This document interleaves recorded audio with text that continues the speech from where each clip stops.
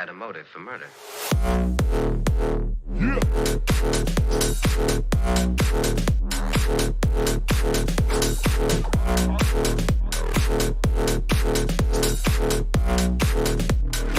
He wants to kill me.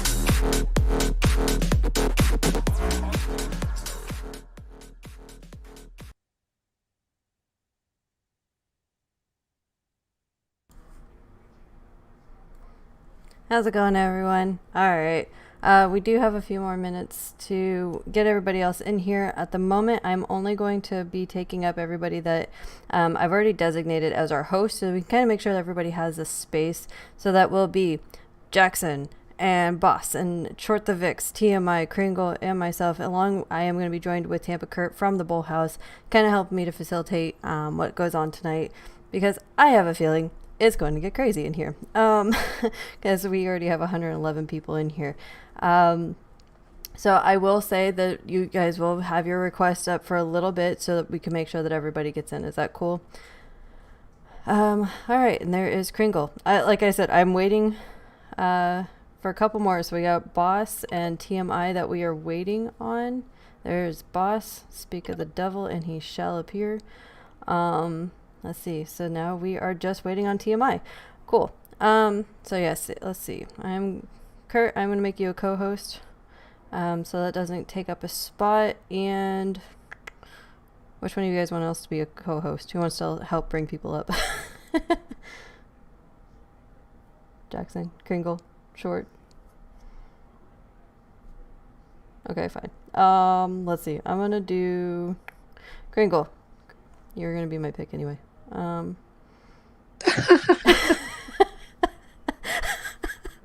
right. So like I said, we have a pretty epic co-host team going on tonight. They are... Hey, Kenna. Yes, Boss. Throw me up as co-host, please. Oh, I can't now. I have two other... No worries. Perfection. I just want to make sure you had backup. I have backup. Thank you, Boss. I appreciate it. No, you get to sit back and relax tonight. Oh, thank God. I just want to smoke another blunt. Hey, do it. All right. On that note, go get whatever your vice is tonight, because we're gonna have some fun. We're gonna do DD if people want to talk about that, or just open conversation, like how we're feeling, what's going on, and kind of just get the apes together. My goal for this is to kind of have one of the biggest spaces and just kind of show the strength of the community. Now, if we break Twitter tonight, guys, I might have to laugh, but let's do it, you know? What the hell? I think it'll be a great thing. I have nobody blocked. Kringle, do you have anybody blocked? Why would I? Okay. And Kurt, I don't think you have anybody blocked. So none of the co-hosts have anyone blocked, so everybody should be welcome to come in here and listen and speak. I wanted to make sure of that no one would be, unable to join, right? So on that note, if you guys can welcome CringleKitten, Tampa Kurt, Jackson, Short the Vix, Boss, and whenever TMI gets in here. What do you guys got for me? Anything good? How's your Friday? You guys, so you're talking to Kringle now, or are you talking to anybody? It is open to everyone. You guys are, Okay. It's kind of open. Okay, all right. So I just wanted to I'm not going to stay too long. I just wanted to talk a little bit about two things. First of all, GameStop, and are we talking about DD, right? You said we can talk about DD? About any stock, right? Yeah. Is that cool? Yeah. All right, so GameStop and AMC, we had really, really, really low. Somebody said, like, GameStop's volume was the lowest for couple of years, so it's pretty crazy. So crazy low volume for GameStop, crazy low volume for AMC today. But my main thing I want to talk about was there's a new article that came out earlier today around 2:15, and it's pretty interesting because the article came out at 2:15, and exactly at 2:15 AMC and GameStop both simultaneously started dipping down and dropping at 2:15. The article is about Gary Gensler. If you want me to share it up top with the article Um, or y- no? yeah, you can. I will say, my co-host. I know you're trying to be sweet and all. I was gonna try to leave the first little bit for. Um, You could delete it after if you yeah, want. no, no, It's no. not. I'm just letting them know because I I know Can't Stop just came up too. So, but Can't Stop is always in here. But no, yeah, you can put that up there. That's perfectly fine. So, All what is right. this about? Yes. So the article is about. It says the title of the article is SEC chief to Wall Street. The everything crackdown is coming. So, ironically, like as soon as the article came out, 2:15. You can even look at the article. It says the date on the article. 2:15. That's where everything started coming down. The article is about 49 rules that apparently the Gensler wrote up, right? And there's a lot of rules that Citadel. It's actually name dropped Citadel in the article that Citadel's upset about payment for order flow ban or whatever regulations and whatnot. And it talks about hedge funds and brokers kind of coming together, and they're thinking about suing the SEC because they don't like some of the stuff that's in the works. There's nothing official like in the article. It's mostly somebody talking to someone that's from the SEC or whatever. But it's a Bloomberg article, and it's interesting. It's a good read, and it's the moment that it came out, the stock started crashing. I thought it was pretty interesting. There's Hmm. some juicy stuff in there I'll have to take a look talking at it. about how how the brokers and hedge funds and everybody are uneasy about how Gary Gensler really wants to crack down and just do everything at once and just push through these rules. I'm very critical, by the way, of Gary Gensler. If you guys ever seen me on other space calls, I always trash talk Gary Gensler because he talks a lot and he doesn't really do anything. He says things, but he never really pushed any rules or regulations. So I'm very critical, and I'm still critical even with this article. But hey, I don't mind, apologizing and eating my words if he does push these rules out. I'm okay with that. So that's all I got. Man, I love Gary Gensler. I think you mean I agree with most of what you're saying, almost everything. But and I understand why people could be frustrated on the lack of action that has happened so far. But in my opinion, Gary Gensler and Gruber Gruwall have done a fantastic job of making Nah, the changes necessary. Let here's me finish, please. Let me finish, please. yeah, I my think they've done bad. a fantastic job of making themselves, putting the correct filings in place to begin to make the changes necessary. And I don't know if you noticed or not, but immediately after Gruber Gruwall, the former head prosecutor for the state of New Jersey, came to work for the SEC in late June, I believe it was. As soon as that happened, the following day, they were already taking down people left and right. And sure, there are some old cases, and some of them are smaller investors, but all of them are criminals, and they're being prosecuted, and they're getting taken down one by one. And you can't expect them to start at the top. They got to start at this bottom. They got to show what they're made of, and it takes a long time to implement the case. Some like the debacle we saw in January with GameStop and Robinhood and Citadel and God knows how many other players. That's not something the SEC can just launch a case off right off the bat. That's the kind of thing that investigation takes several years. So you got to give them the time to do their magic. They can't just make changes, snap their fingers, and the market's going to be completely different.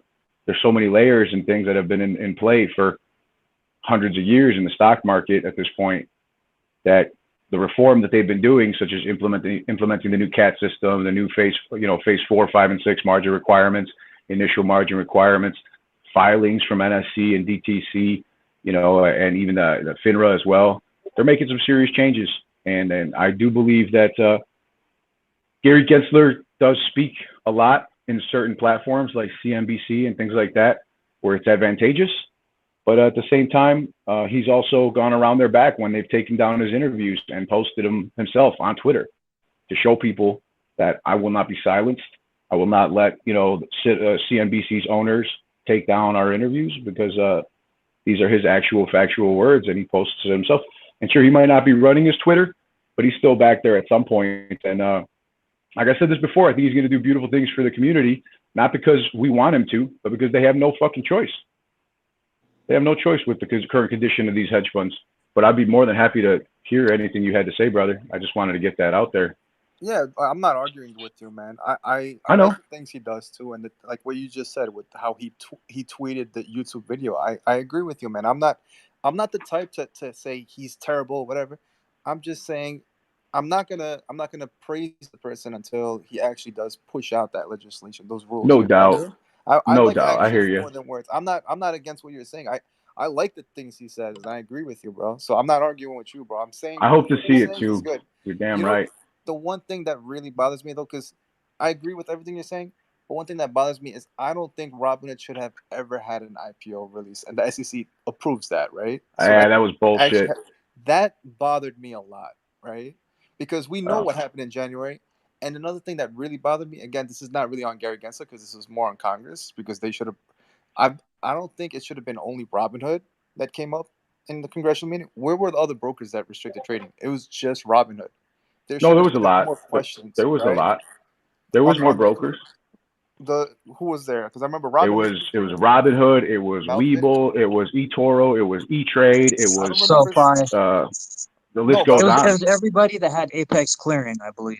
they were in the Everybody congressional except for meeting because I didn't I see think their interviews. That's why. I think Fidelity was one of the few that did not. There was a couple that didn't, but they almost all did. And Fidelity was one of the few that did not restrict trading, which I No, thought was no, I'm pretty not cool. saying they didn't restrict trading. I'm saying when they had the congressional meeting, you know how they were Ah, yes, they sir. were questioning Hmm. people. They had Hmm. Melvin, they had Citadel, they had Roaring Kitty, right? They had Roaring Kitty. Then they had Robinhood, and I'm like, exactly the brokers you just mentioned. Why weren't they called up? Because they all restricted trading at once, right? So it's like who kind of pushed them to restrict trading, right? Because that's not something like you can. Robinhood can argue that it was a $3 billion liquidity issue, and then they out of the blue chose this crazy idea to restrict buying, right? And it was just on them. It was their, the C. It was just Vlad who thought of it. Right. We're gonna restrict trading. How is that possible if it's this insane thing that you would never see in the markets? It happens with Robinhood, but it happens with every broker, all those other brokers, right? That's not some coincidence, right? That's some type of collusion. That's something that should have been more Right. investigated. And then another point is, again, I've said it just now, but I don't think Robinhood should have ever had an IPO, and that gets approved by the SEC. So that's why, until the action happens, I'm just a little bit skeptical. But I'm with you. I like what he's done, or what he hasn't actually pushed through, but the things that he's done in Twitter, or the things that he said. I like the things that he says, and but again, with the actions speak louder than words. So I'm just waiting for the actions. But the No article doubt. up top is very bullish. Again, as critical as I am with him and how much I criticize him, Nice. I like reading what I read up top, and you should check it out. Yeah, we'll do. Yeah, I Thanks, mean, brother. I mean, you can check out like Charlie got some videos where he goes over some of the rules that like the NSDC and all that shit try to push through, and uh, the SEC just went in there and fucking took the stuff out that they didn't like, or added some stuff they didn't like, or changed it. Like, there's a bunch of rules that like we don't really see here or talk about because there's been a fucking record number of rules that have gotten pushed out this year and at like record speed. So there's a bunch that like we really miss and don't talk about that are all very important.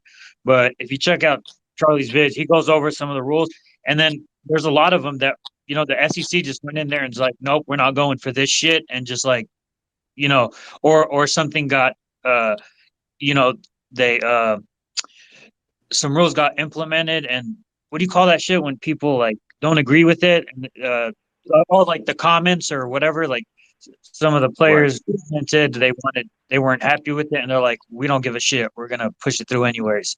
Like, they did just like disregarded their comments and like, so what, and push the rule through anyways. So they are doing shit, but everything government is fucking slow. And I mean, the congressional hearings, I mean, those people are fucking idiots on the committee. Like, I mean, they are. We've done more work and dug up more shit than they can ever do. You know what I mean? And to us, it's like, how can you guys not see all this shit? To them, they don't fucking. I mean, a lot of them are paid by these guys, so they choose to be blind to it or just don't fucking get it. Guys, I think something that we need to think about with the SEC is that I think when people think about like the SEC coming in and doing something about this, it means like automatic squeeze. And that's not how I think about it. The way that I think about the SEC is that after the squeeze happens, once kind of the proof is out there that this should not have happened, after we see these giant squeezes happen, then they can come in, hold the basically all of the bad actors accountable, and make sure that nothing like this can ever happen again. So, like when people are saying the SEC is not doing something, well, one, we haven't really seen anything from them yet, and I've tried to bring this up in a couple of my videos that it like the example that I use is it's like you're at dinner, you've ordered, and then all of a sudden you're saying, well, one, the chef is not cooking my food when you can't even see him, and two, the food is shit. Well, one, you haven't even gotten your food yet, so you can't even you have no way to like form an opinion on what they've done. Now, in the past, we know that the fines are very small. They can just pay them, not admit any guilt, and continue on their way. But with this situation, it's a little bit different because the amount of noise that we've made throughout the last 9 months is so much bigger than anything we've seen before. Like, would we see any of these conversations about a potential payment for order flow ban without the aid community? Absolutely not. But I also don't think that the SEC is going to come in and just be like the squeeze catalyst. I just think they're going to be basically the Exactly. cleanup crew They that got comes nothing in to do with after. they got nothing to do with the squeeze whatsoever. They will never start the squeeze. They're just going to be there to come in and cause problems after it. So that's why a lot of people disagree, and I will have to say that I respect their opinion. But I think that Mark Cahotis bringing up the fact that we need lobbyists and attorneys to figure out what happened in late January is the absolute only way for us to get more discovery out there to pull up information like the Florida lawsuit. So to each his own, but that's the way I'm leaning right now, and I'm pretty sure I'm about to make that happen. So we'll see how that goes. Good luck to you if you disagree. And just to add on to that, it's like the SEC's been here. Like the SEC is not new. The SEC's been here the whole time. They've been here 10 years ago. They were here 20 years ago. Like I think the SEC is well aware of what's going on. The only difference now is they are now aware of how much we know. So now they have to do a better job of doing their job. So I think they are going through a complete refresh from the top down because they're watching how much we're people are tracking the planes of people of different hedge funds of which country they're going. Like the level of detail that retail has gone to now in every single aspect of things, they're not going to have an excuse for their investigation. If we can figure out something from our cell phones while we're babysitting our next door neighbor's children, it's not going to make sense that people that are paid to do this job is not doing a full, thorough investigation across the board. It just won't work, right? And that's basically what they've been doing for the last 20 years, right? So. Oh, no, Retail is a new FBI. I am 100% with you, TMI, and I'm so happy you could join us. He's fashionably late, guys. He's fashionably late. No, I'm just giving you a hard time.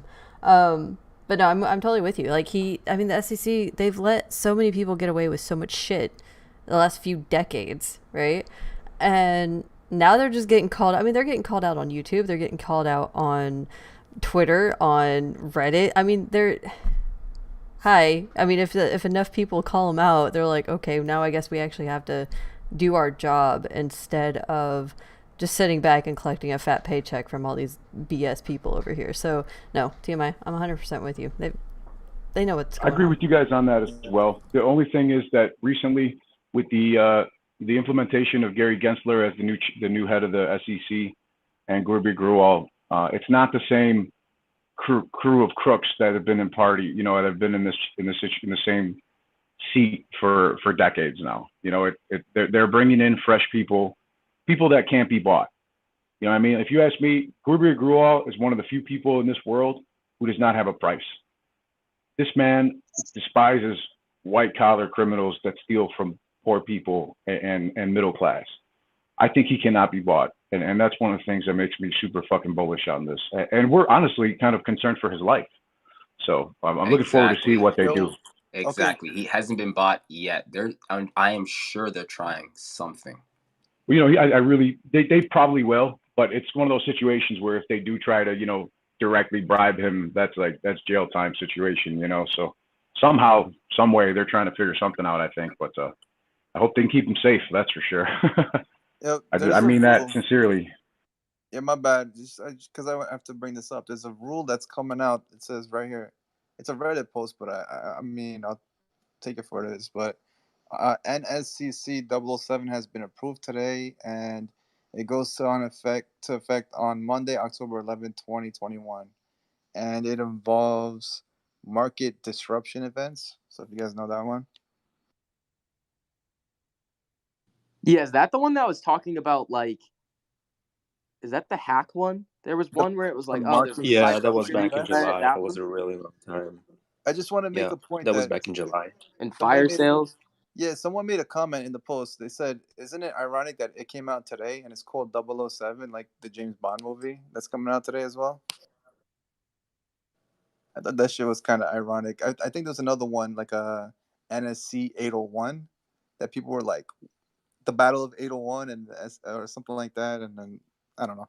I thought it was pretty cool. 007 today, and it released. So I mean, I get all the rule like.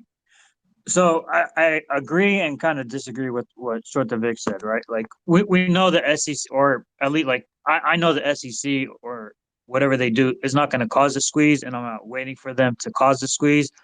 And say the squeeze takes another 2 years. I don't think they're going to wait 2 years like for the squeeze then to fucking do something. I think they're currently working on shit because what happened in January they know shouldn't have fucking happened and it caused too much attention and people are not letting that shit go.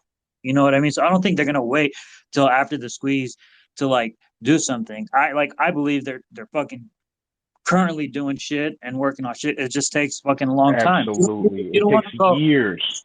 Yeah, you don't want to go against the biggest motherfucker on the block or in town, really. You know what I mean? With the half-ass thing, you want to make sure that whatever you like, you're talking about the biggest fucking market maker, like the dude that has all the political connections up in Yep. everybody's ass and the whole shit. You want to make sure if you when you're going after him, it's rock fucking solid. There's no slippery 30 million, $40 million lawyer that can wiggle out of shit. So I don't think they're waiting till after the squeeze, but I don't believe that something they do will cause a squeeze. I think they're trying to fucking make sure that it has the least amount of damage to the rest of the fucking world, really. You know what I mean? That's what Excuse all me. the rules are for. But I mean, that's just my So opinion. yeah, so look at it this way: Archegos Capital right now is just starting to get investigated, right? Yeah. So what kind of delay are we looking at here? If they're just getting to Archegos Capital, I looked at my YouTube videos. I made a video about that in April. Like, what are we 4 years, doing here? brother. What are we Against doing? Citadel, it's going to be 3 to 4 years at least. You know, Oh my one of the things god! that I told you, but that's for a criminal case. We can start our own civil shit like they did in Florida and expedite the shit out of this process. If we put the right pressure on with lobbyists on senators, we put the right pressure on the SEC with our own fucking lobbyists and our own attorneys and our own class action lawsuits. We can get down to the bottom of this shit, and a lot of people can make a lot of money that they will never get back.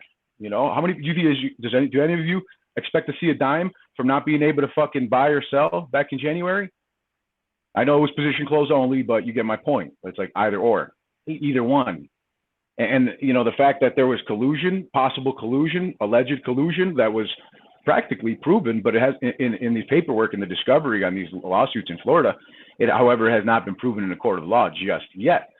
But I did run it by one of the financial attorneys that is working with us on Lit Exchange, and he told me flat out, if Bernie Madoff couldn't fucking get off of charges, Ken Griffin's gonna fucking fry. And that's just my speculation, but between what he told me. So Unless God he's bless. I hope it happens. unless he's of course a political figure at the time and has his hands in the cookie jar, right? So we'll see. I suppose, but you're right. Anything could happen. It's the I only think way that around it for him. He has to get in there quick and start tossing that shit around behind the scenes.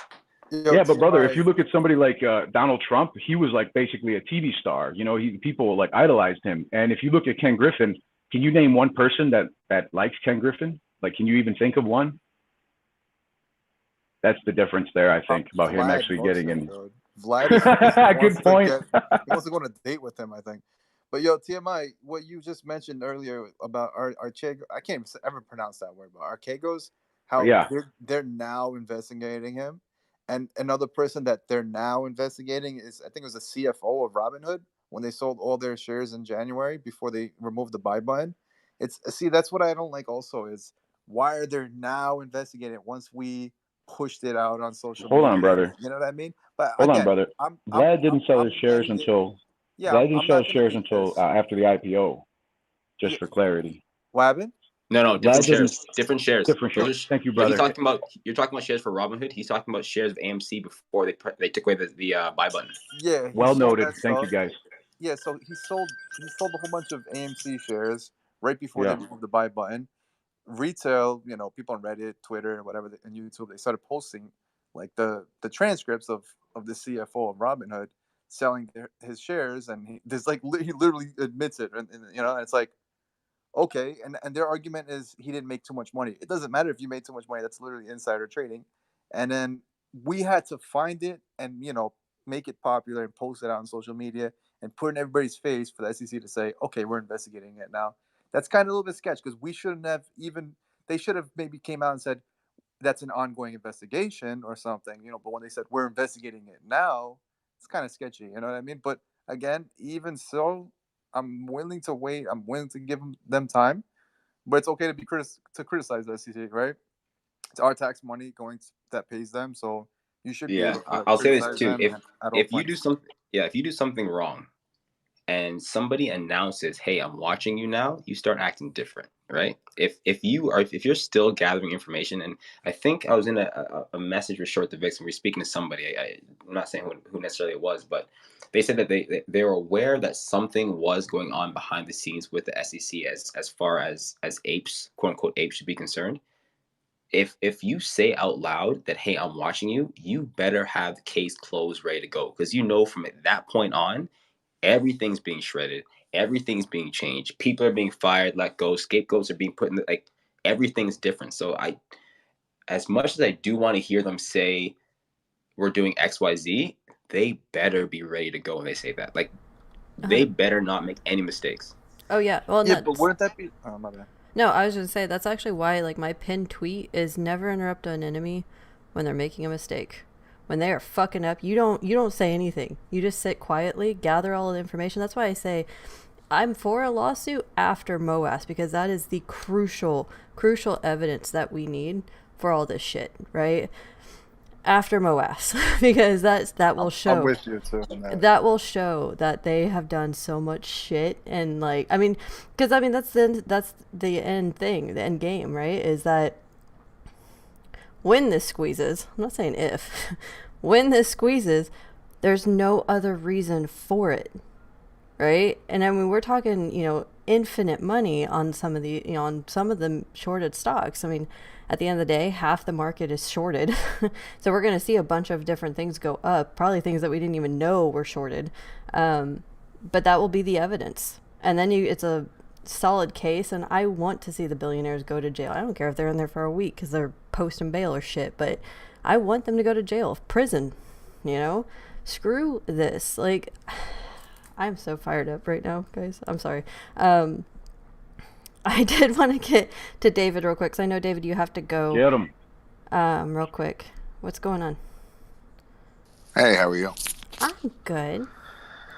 Juggling some stuff, so I should be able to stick around for a little bit longer. Maybe till 10, another half hour. What do you got for me? Anything good? Been off for Twitter for the last couple of days. Been busy with some other stuff, so been laying low. Understand. I did want to pass on some messages real quick. So through YouTube chat, we have been told that we have a amazing group. Let's see, where did it go? Best roster. God bless for putting this team together. And JH, this is for you. TMI wishes his fantasy football lineup was this good. How is your fantasy football team doing? I'm out of the basement. I'm no longer in last place. I'm playing Jeff Forbes this week, and I'm projected to win. I beat Abby last week. I'm playing Jeff Forbes this week. Jeff better get his game ready, because I'm going to kick his ass. And then it's on to the next one. That sounds good. I don't do fantasy football. I wish I did, but I've been watching your tweets, and you're just like, God, I'm so screwed. But no, you can't start a league and then jump into last place and keep talking. So I had to shut up for a few weeks.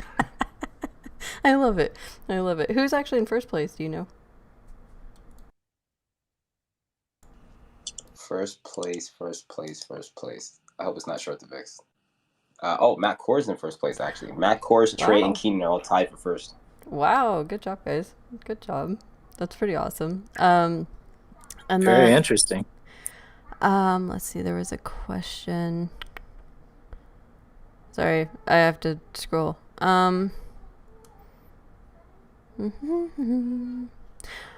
Bit off topic. This comes from Incomplete Message. A bit off topic, but can you ask BossBlunts to go over how shorts go through ETFs? If you want to take that. No, Mr. CringleKitten wants to take that because he knows that shit like the back of his hand. All right, Kringle, A you smart man knows when to concede. Yeah, right. I understand. Kringle, what do you got for us? Can you explain that one for us? Wait, what? I was too He was focused having on a my whiskey. bowl of milk. I was gonna say coughing up hairballs, but you know, whatever. So how do shorts go through the ETF system? The ETFs is not my field of expertise to comment on that, but I know at my place, at least in the hedge funds area and institutions, that they are wrapping like those stocks in packages. So they use internalizers and whatever they need to push securities out in the window in the stock market. That's how they fuck with us through the option chains, and that's how they generate a lot of liquidity. Thanks to the ETFs that they are organizing. But for the specifics of those ETFs, then I won't be able to answer that. But I know that they are screwing with us with the ETFs through the option chain. Well, and there are 26 ETFs. As I've just been updating the map, there's 26 ETFs that they have AMC and GME into, and last I checked, 20 of them have some kind of shorts on them. So yeah, that's correct. that's kind of craziness. But from my understanding, and Boss, I want you to chime in after me too. It's not so much like, so hedge funds have the ability to pick and choose stocks within an ETF to short, but it doesn't necessarily, just because it's short within the ETF, it doesn't mean they're just shorting GME. They could be doing Tesla or Microsoft or any other stock in that. So it would actually, or just the ETF in itself. So anything that they do within that ETF, it will actually affect all of the stocks within that. So if anyone wants to add to it. Yeah, you're absolutely right. It's like there are these That's baskets. correct. And a bunch of them, some of them they all have, different varying stocks, but a majority of them, like Kenna was mentioning, have both AMC and GME in them. Others have AMC in them alone, as well as, along with dozens and maybe hundreds of other stocks, and others have GME alone. So that's the way in which, by abusing these ETFs, by shorting them, by pumping certain ones at certain times, and the algorithmic trading that's occurring, we can't prove exactly how they're doing it per the letter, like as to explain to you, okay, well, they do this step, and then this step, and then they short this ETF. No, but we can tell you, generally speaking, that the majority of them are shorted in order to keep the short interest out and invisible. Because if they short GameStop directly, like Melvin Capital did back in January, you're going to see 226% short interest. But if they short all these ETFs a little bit, keeps the cost to borrow down on all of them individually because they're diversifying instead of just shorting the shit out of one stock. It also keeps it away from Ortex, which is visible data, to all of us as retail investors. Therefore, hiding a majority of shorts, synthetics, naked shorts, FTDs, etc. And they can also, move them around to different holding companies. They can return them, and then they can reborrow them. Another hedge fund can borrow them the following day or later that same day. So there's a lot of ways that they can roll this shit. And a lot of these contracts, ETFs, and futures, total return options swaps, on the ETFs also, can't they can do options on anything. They can make derivatives out of anything. They can make super senior synthetic credit collateralized debt obligations and repackage Can't they also tranches do options from hundreds of from like ETFs? 20 years old. Yeah, the other thing that they can do is they can buy other, like let's say there's 10 securities in an ETF just for It's ease just, of that's numbers. like where all the FTDs are hidden. Hey, Laura. So let's I just need everyone to stop talking over each other. That's all I'm gonna say. I guess because people haven't been in my spaces. Some people haven't been in here, so I will go through the rules real quick. That is one. We just kind of try to take turns. You don't have to raise your hand. Just kind of be polite. Just kind of know how that goes. I know we get excited, but my main rule, just so that people know, if you want to say it to somebody without them punching you in real life, just don't say it in here. But other than that, we're just going to be adults and we're going to figure this out and we're going to have fun tonight. So that's just my main rule. Like, I just like politeness and, you know, whatever. We can disagree, 100% disagree, have adult conversations. We don't have to agree on everything because that's how we get to the truth. We see each side. Other than that, that's all I'm going to say. But yeah, it gets very hard for like stream and people in the audience to kind of keep up if we do talk over each other. So that's all I'm going to say. I'm going to shut up now. David, go ahead. So let's say there's 10 securities in an ETF, just for use of numbers, and 2 of them are the ones that they're interested in shorting, let's say AMC and GME. They can short the ETF, but then subsequently buy the other 8 underlying securities to offset the damage there, but let the damage take place just on AMC and GME. And not only that, I think Mark was talking about it the other day. Most of the fuckery is probably going on with all those crazy ass option plays that they do. Like I forgot all the shit that he was saying, but like all the different ways they fuck with the options and hide the shares and their fucking shorts, and it's like the ETFs I'm pretty sure have an effect on them, but it sounded really like, I mean, most of the fuckery is going on with the way they play with the fucking options, and I forgot what he called all the little moves that they pull with the options.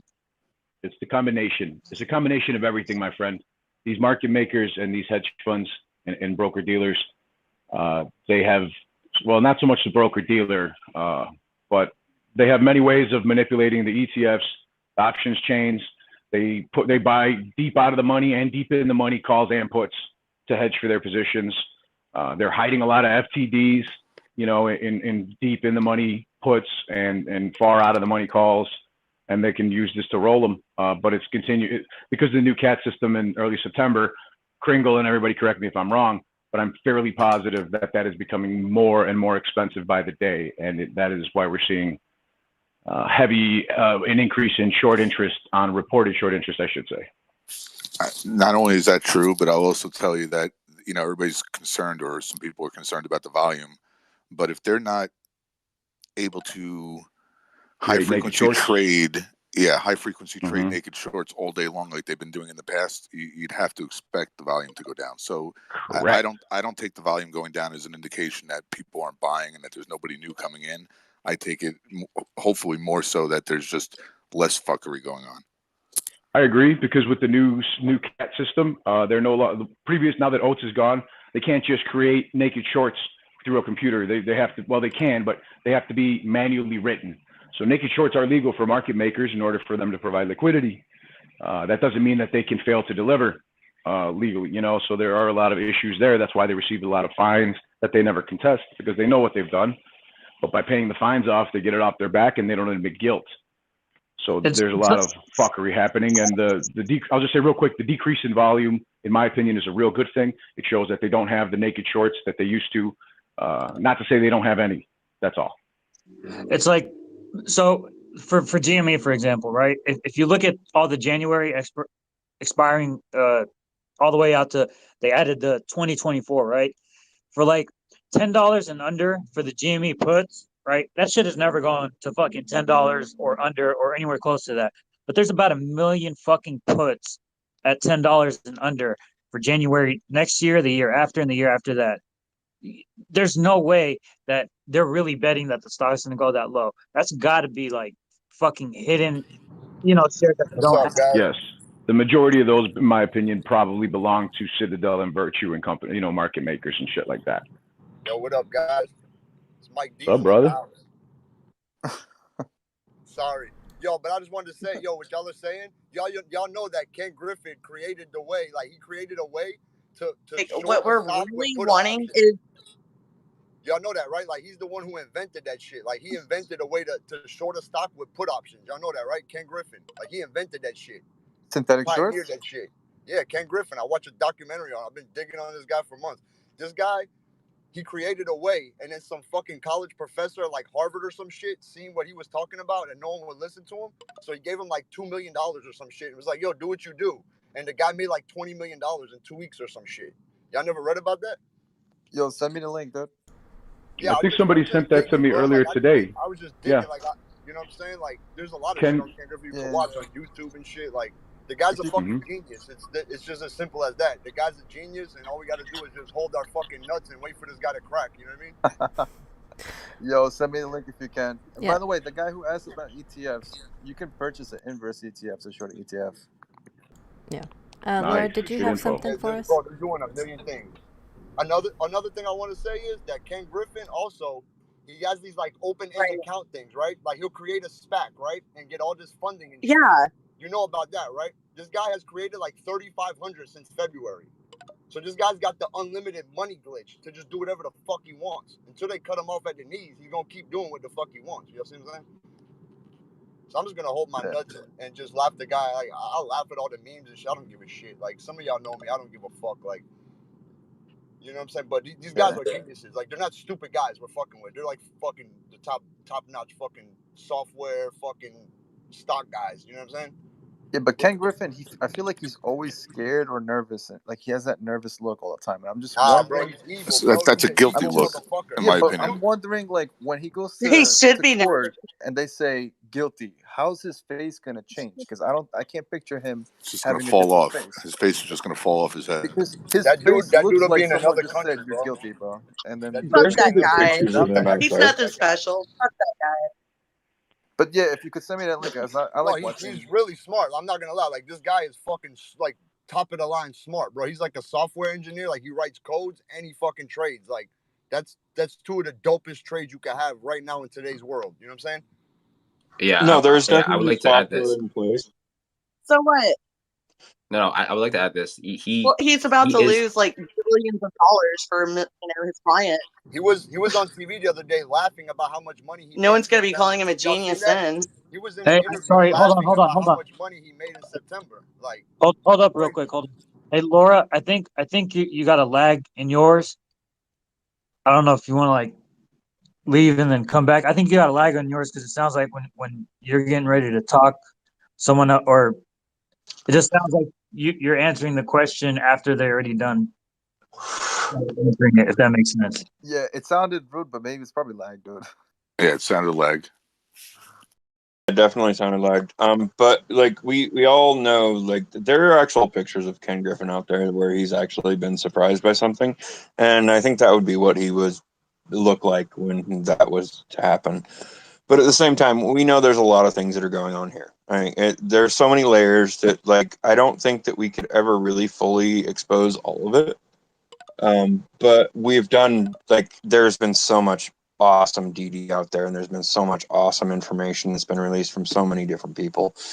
And we know that it takes a long time for any kind of enforcement action to happen. I mean, it wasn't like there was a bunch of enforcement action from 2016 and 2018 that wasn't closed until 2020. Like we all know this because we've read the documents. So, like, we know that the SEC is doing something, but they're not going after the big boys yet. We see a lot of enforcement action on the little guys. We've seen a lot of whistleblower action. And any one of those whistleblower actions that we've seen is going to precede an investigation. We're going to see those investigations happening, and they're going to happen behind closed doors. Once we come to the conclusion of those, it's going to be really interesting to find out the results. But we won't know for a long time, and there's a good chance that MOAS will happen way before any of that ever happens. What will likely end up happening here is we'll have some sort of market correction into the negative, and that will trigger a liquidity event. And once that liquidity event is triggered, then they'll have to get rid of their most valuable positions because they have to have that liquidity. And that will likely cause a spike. And this is what we're all here for. At the same time, we cannot put a date on this. We don't know what's going to happen. We really have no idea. It's just because there's so many things underneath us. And there's so many things that are hidden behind closed doors that we don't know what's going on. When you've got a 50+% dark pool trades, I mean, we think that they're routing all of our buyers through the dark pool and then also purchasing through the dark pool and then creating massive sell-offs. And at the same time, they could also be using the short shares that they borrowed to create those sell-offs as well. They've got to be doing both, considering the sell-offs we've been seeing. Yeah, they're doing multiple things. They're attacking it from every angle, in my opinion. Oh yeah, absolutely. They're attacking it from every angle, and that's through doing the dark pool buys and on-market sells, and that's redirecting all of the dark pool, all the buys to dark pool, and then on top of that, they're selling the short sellers on market, and then we know they're doing other ETFs things and with options. Bro, they're trying 100%. to dead ass bore us to death, bro. That's what they're trying to do. And then we're watching all these landmines go off around us, and they're like, "Oh, you should have played that. You should have played that." And I'm like, "Bitch, I'm playing that, and I'm buying more AMC and GME with it. Fuck boy, like play with me." It's just like CEI. CEI right now, it just literally ran up to like what 200%, 228% short interest right now on CEI. Yeah, Well, I didn't they just allude to? I made more money off CEI in the past 2 weeks than I've made off GameStop. I do. Saying? Like, Yeah, they're trying to and bore people to death and like just be like, "Oh, you missed out," and then they got this dickhead Kramer like, "Oh, fuck you guys." They're trying to bore us to death, bro. They're trying to piss us off. They're trying to discourage us. Same shit since February. That's why I don't give a fuck about these assholes. You know what I mean? Like, we're just gonna hold our shit. Like, that's it. Until they, like you said, until that shit spikes. That's what we're here for. oh, I mean, I'm swing trading here and there, like definitely. I'm going after some of those ones. Yeah, but But you know, I mean, like, how are you gonna bore us, bro? We have boring lives, bro. We're not billionaires, dude. We have like a regular. You can't bore us, man. They're trying to exactly. My life was boring. My life was actually more boring before this. Yeah, we're actually like having exciting. a good time when we have red days. Sometimes we're like celebrating red days. We're like dips, dude. Let's buy those dips. Yeah. I'm talking with 400 and something people right now. That's dope. I wasn't doing this shit before AMC. I'll drop down, get some people. No worries. I was going to say, TMI, I wanted to hear your input. I know you've been trying to get in for a little bit. Yeah, I think it's good to hear everyone's opinion. I see a few hands up, so I'll make this really quickly. I just kind of want to take the time to say, to the people that are listening, there's a lot of people that are claiming they're making a lot of money, and this is not specifically speaking to the people that are speaking right now in the speaker section. I understand what you guys are on, but I mean, like, just for everyone else that's listening, if your first stock you invested in is AMC or GME, or this is the first time you're entering the market, or you're your first time retail investor, and you made a lot of money, you're up several percent in AMC and GME, that doesn't make the market easy, right? Just make sure you guys note that. People say they're making a lot of money, like, people might be people don't go and brag and say, "Hey, I read this for 8 hours and then I made 2 trades." They don't give you that whole story. They say, "I made X amount of money," and they leave it at that, and they're happy. But nothing comes easy. AMC and Jimmy is a result of people way before us doing a shit ton of research, and then we just got on board. You know what I mean? Like, everything happens over time. So please make sure you don't diamond hand anything else. You don't just hope to hold on to position, think you're gonna make a bunch of money. Do your research, get your risk, get your reward, get in, get out, make your money on the side, do whatever you need to do to make sure you keep yourself like safe while we wait. Because I'm just worried about people blowing up their accounts trying to chase other things in the meantime. And just to add on that, AMC and GME, as we've seen, especially for the people that have been here for almost a year or 8 months, whatever the case, isn't easy. It takes patience. It's definitely a unique situation, in my opinion. Not financial advice, do your own due diligence, but at the end of the day, the time and the patience is not easy, especially for a new investor. So I think the idea that people were discussing other plays and I made this, I made that. I've said this from day one. You ask somebody what they paid for their house, they'll always tell you a number higher than what they actually paid. You ask them what they paid for their car, they'll always tell you a number less than what they paid for their car. You ask them how they're doing in the market, they're only going to tell you the good, not the bad. That's just human nature. And to think it's easy anywhere is, I think, setting yourself up for failure. To your point, TMI, I agree. Oh, I'll tell you right now. I'll tell you right now. About half my trades are down 50%, and the other half are up. Like, that's just the way it goes. And that's what we need to hear. And it sucks. It sucks. And I think I have to do a better job of doing this as well. Is that we need to hear about the losses, and we need to hear about, like, okay, you're down 50%. What did you learn from that? Where did you make your mistakes? How are you going to get better from, you know what I mean? Like, those are the steps that people need to see, because seeing other people just say positive stuff all the time, it creates this FOMO within our own community that I think will end up being detrimental if people aren't getting the full picture. Well, okay, I only consider like 2 of the 6 I'm down mistakes. No, I think you can trade. I trust you. I think you got it. Well, no, I only consider 2 of them. I'm like, okay, well, if it comes to the end of the year and there's no information, no nothing, I'm just going to sell those and use those as a loss write-off. But at the same time, there's a couple of them that I'm more than anxious about. Like, they're in the middle of trials and things. There's news coming out. It's just, it's a gamble right then and there. So I may be down on those, but I know that there's a potential upside to that. And the biggest thing you need to think about is, like, is there a potential upside?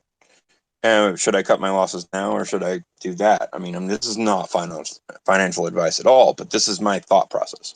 Right. Like, should I cut my losses and go on, or do I think that there is some kind of potential in this business? And I'm just jumping in. Like, I'm guessing that the percentage of your portfolio that you have invested in these high risk, high reward plays is not a significant one. No, it's like pretty much under 10%. Okay, there you go. Yeah, you can't expect to Hail Mary your whole portfolio and have it work out well. That's the reality. This is the thing. We think these things, but we don't say that enough. Nobody should be Hail Marying their entire porportfolio. You're just asking to lose money. I do. You should have told me that the first month I was trading, because I was only investing in things after they got halted. I thought that was a good indication that they were going to go up. I was going to say, yeah, I've kind of now completely obliterated a 10-year portfolio into AMC, GME, and a few other things, minus 2 stocks. So, oops. Well, okay, that's okay. Well, there's so much information available on those specific trades that, like, none of us are really worried about that one. Those aren't really Hail Marys in the same regard. I would even venture to say, Kenna, you've done some DD on those. So I have no idea what when you I say Hail Mary, it's you hear it on the street and you go, okay, that's what I'm going to do. That's kind of Hail Mary. Okay, when you take ownership of your DD, it's based on research. That's how you're supposed to invest. Okay, so my Hail Mary yesterday, I got onto Coinbase. I did the earn and learn thing that, like, got me. Boss, I'm gonna need you to mute your mic. Sorry about that. I don't know what you're doing over there. But rolling blunts, duh. Just kidding. I should have guessed. But no, I did the Coinbase, like, earn and learn thing, and it gave me like $31 total, and I Hail Married it into Shiba.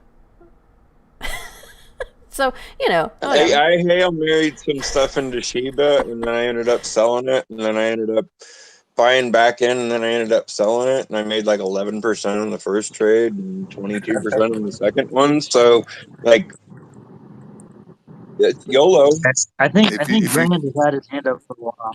Hey, we want to know something. Kind of just real quick, if you got it in your gut that you have to Hail Mary something and you do it for $31, I think that's acceptable.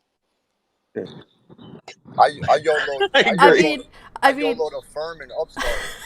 I mean, it was $31 and it was free money, and I mean, it gave me like 1 million some odd coin, or token, or whatever Sheeb is. So yeah, whatever. I mean, I didn't. Aren't they called hairs because it's a dog? I thought it's like. I have no idea. No, I'm kidding. I don't know. I think Grand has had his like forever. Grand, what's going on? Actually, mine Shiba Inu using windmills and hamsters. Here we go again. Grand, hold on. Hey guys, Grand, are you there? I had some good YOLO plays this week. I had a firm and Upstart. Yes, I am. Those are some good ones. What's going on, Grand? What do you got for us? Well, I just would like to comment on something. It's not an argument or anything like that. I am Brazilian, okay? And I heard somebody mentioning about Brazil adopting or willing to adopt crypto. You know, I think this for the crypto market, you know, is bullish, all right? But the truth of the matter, in my opinion, and knowing the level of corruption in Brazil, to me, they are the rich people and politicians. They are just looking for another money laundering option, you know. So it doesn't make me very happy about Brazilian regular population. All right. And other thing, I would like to be actually educated on that. Uh, my curiosity is about Shiba printing 4 billion coins a year, you know, and in comparison with dollar printing, okay, it's interesting because every single dollar bill I get, it doesn't matter how brand new they look like. You look at the series, you cannot see newer than 2017. You know, so you know this to me is a little intriguing. You know, and other thing I would like to comment is about the options in AMC and GME. I don't touch them with not even with a 10-foot pole because, in my opinion, I would have more chance going to Vegas. You know, because there at least they don't know my hand. You know, about those options you guys mentioning, those put options for January, yeah, on AMC and GME. Um, there's a bunch of put options. I bet too. They belong to hedge funds. But you know what? If you observe when the date is coming, you know the expiration date, they disappear. I've seen this in the past. Tell them we can set them straight. We can set them straight. They roll them. They can roll them. They can move them around. They can do whatever they want with them. They can execute on them. So there's a lot of different things that they can choose to do, whether they be calls or puts. But yeah, you're right that the majority of them are owned by hedge funds and I'm sorry, market makers and the likes, hedge funds as well. So that's definitely a valid point. One thing I wanted to remind you of is because you're in Brazil, you're limited to the brokers you can use to buy American No, depository I'm receipts. sorry. I'm sorry. I am Oh, Brazilian, I'm but I sorry. live in New York. My apologies, brother. Okay, I was just going to say that because of American depository receipts and having to buy from overseas, some of the, they don't go through dark pools. But yeah, here being in New York, things like that, you can still make money on options, and they're not all routed through, dark pools and through Citadel. You can still try to buy through lit exchanges. No pun intended. I think the concern is that, and I've heard this from a lot of people, that why would you buy options in AMC GME if the stock itself is so heavily manipulated to the point where they can just bring it to the max pain point. That's a good point. I think there's money to be made in options everywhere, regardless of the security, as long as you know what you're doing. And I think it's difficult to know what you're doing when the opponent is so on their game on these two particular securities. I don't think it's impossible, but I don't think it's the place where a new options trader should be, in my opinion. And you're absolutely right. Do you mind if I let me make a quick point on? So go ahead. You go ahead, Mike. No, I was just gonna say, like, options really are for day trading, bro. They're for day trading, or if you really convicted in something like 90 days or more out. You know what I mean? Like, don't get these fucking weekly options and be like, oh, this shit's gonna go. It's good. Because that's a day trade. Yeah. It's gonna burn you the fuck up. Like, them shits is for day trading and motherfucking long time. You know what I mean? Like, nothing in between. Like, ain't no love in between with call options. Them shits got no conscience. You see what I'm saying? That's all. Yeah, a lot of people are trying to YOLO on, cheap, near, out of the money call options on some weeklies. Yeah, and that's not the way you make money. That's called YOLOing for a reason.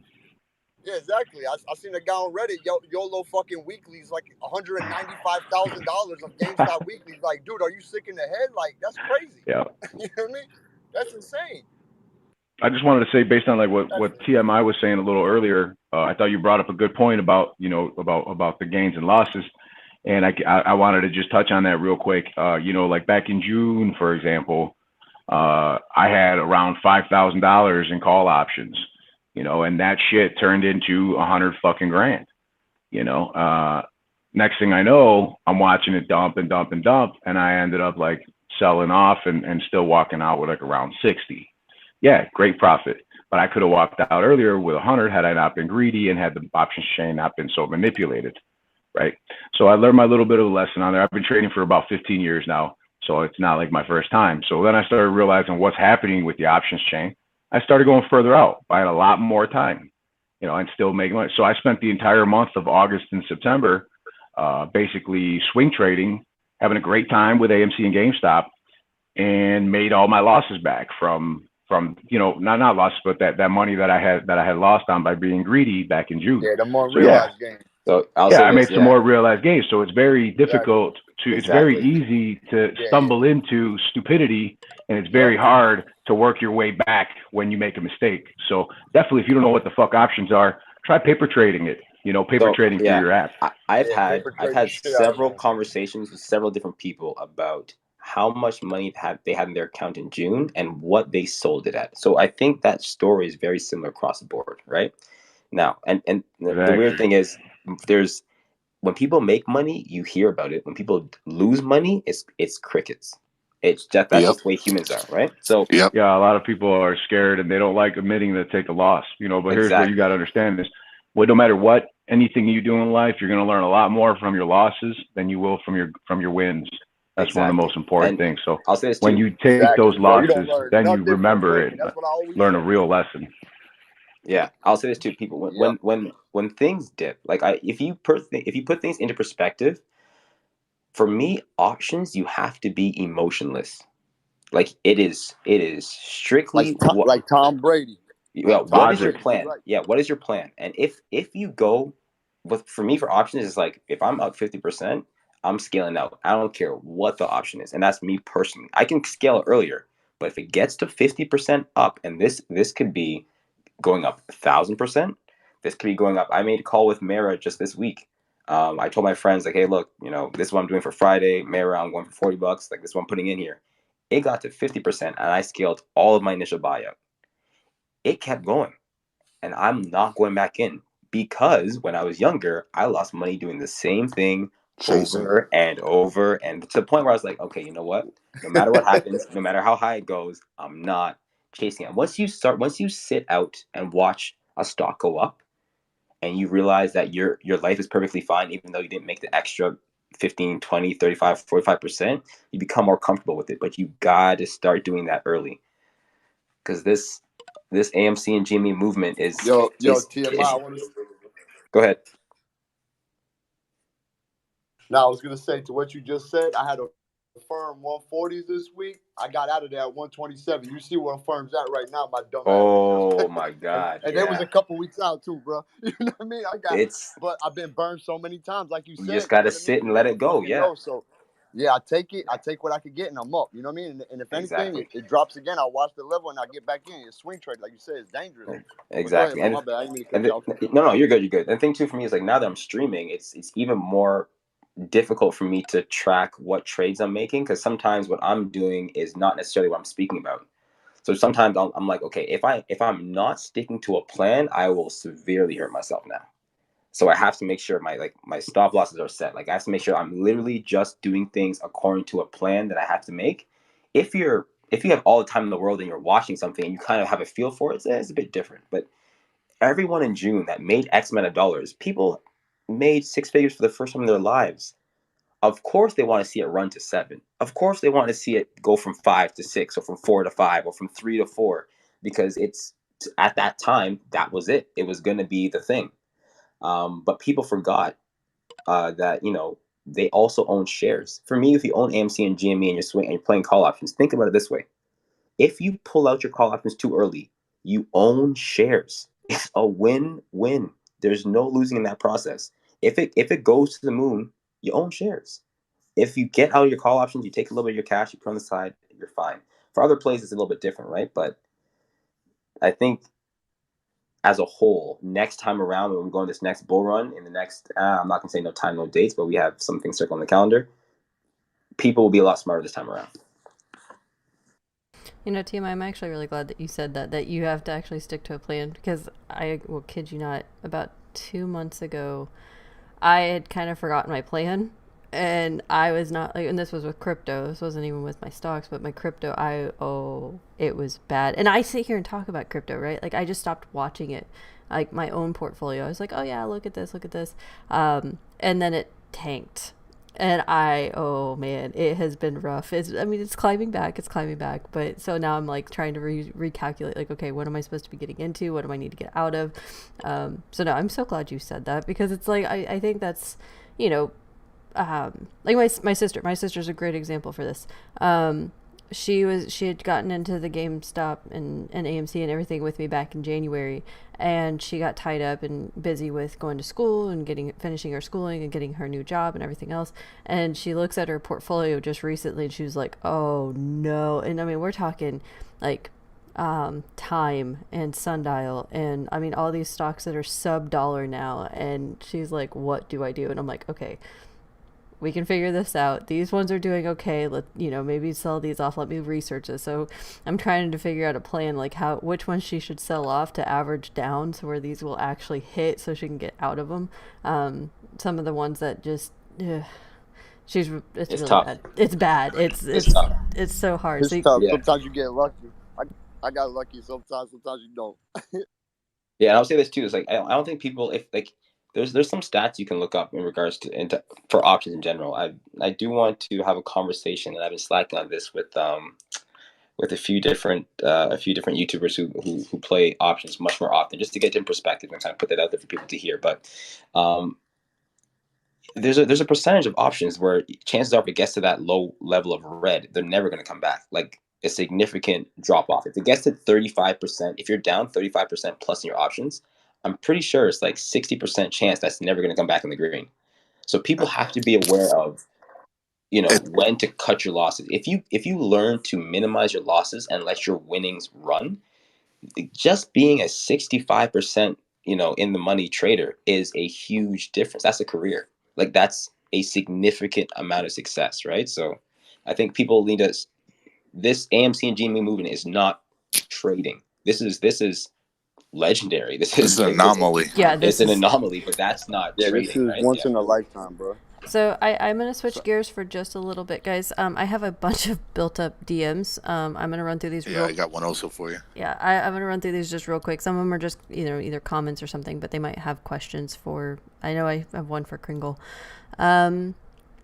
Let's see, Italy 84. Just looking at the cost of the squeeze, this B could bankrupt the world depending on synthetics and our conviction to hold. I will touch on this real quick. I've already put the price tag out there. I already let the hedge funds know. I did a basic write-up on the lowest possible number, given different price points of, conservative, floor price and ape sentiment price. They already know they're looking at a few trillion up to maybe a couple quadrillion dollars for just AMC and GME. They know this. It's stupid. It's absolutely stupid what they've done. And that's not even taking into account all the other shorted. Yeah, that's what I said. That was just AMC and GME. It's disgusting. Let's see. Question for the panel on the space. This comes from Melissa. Can shorts cover on the dark pools? Who wants to take that one? Didn't they do that on January 28th? Of course they cover in dark pools. Shorts always cover in dark pools. Like that's them buying back. The delta hedging occurs in the dark pools to suppress the volume. Sorry, buddy. I didn't know you were talking. My bad. I'm being honest. I didn't hear you. It sounds like he's breaking up really bad.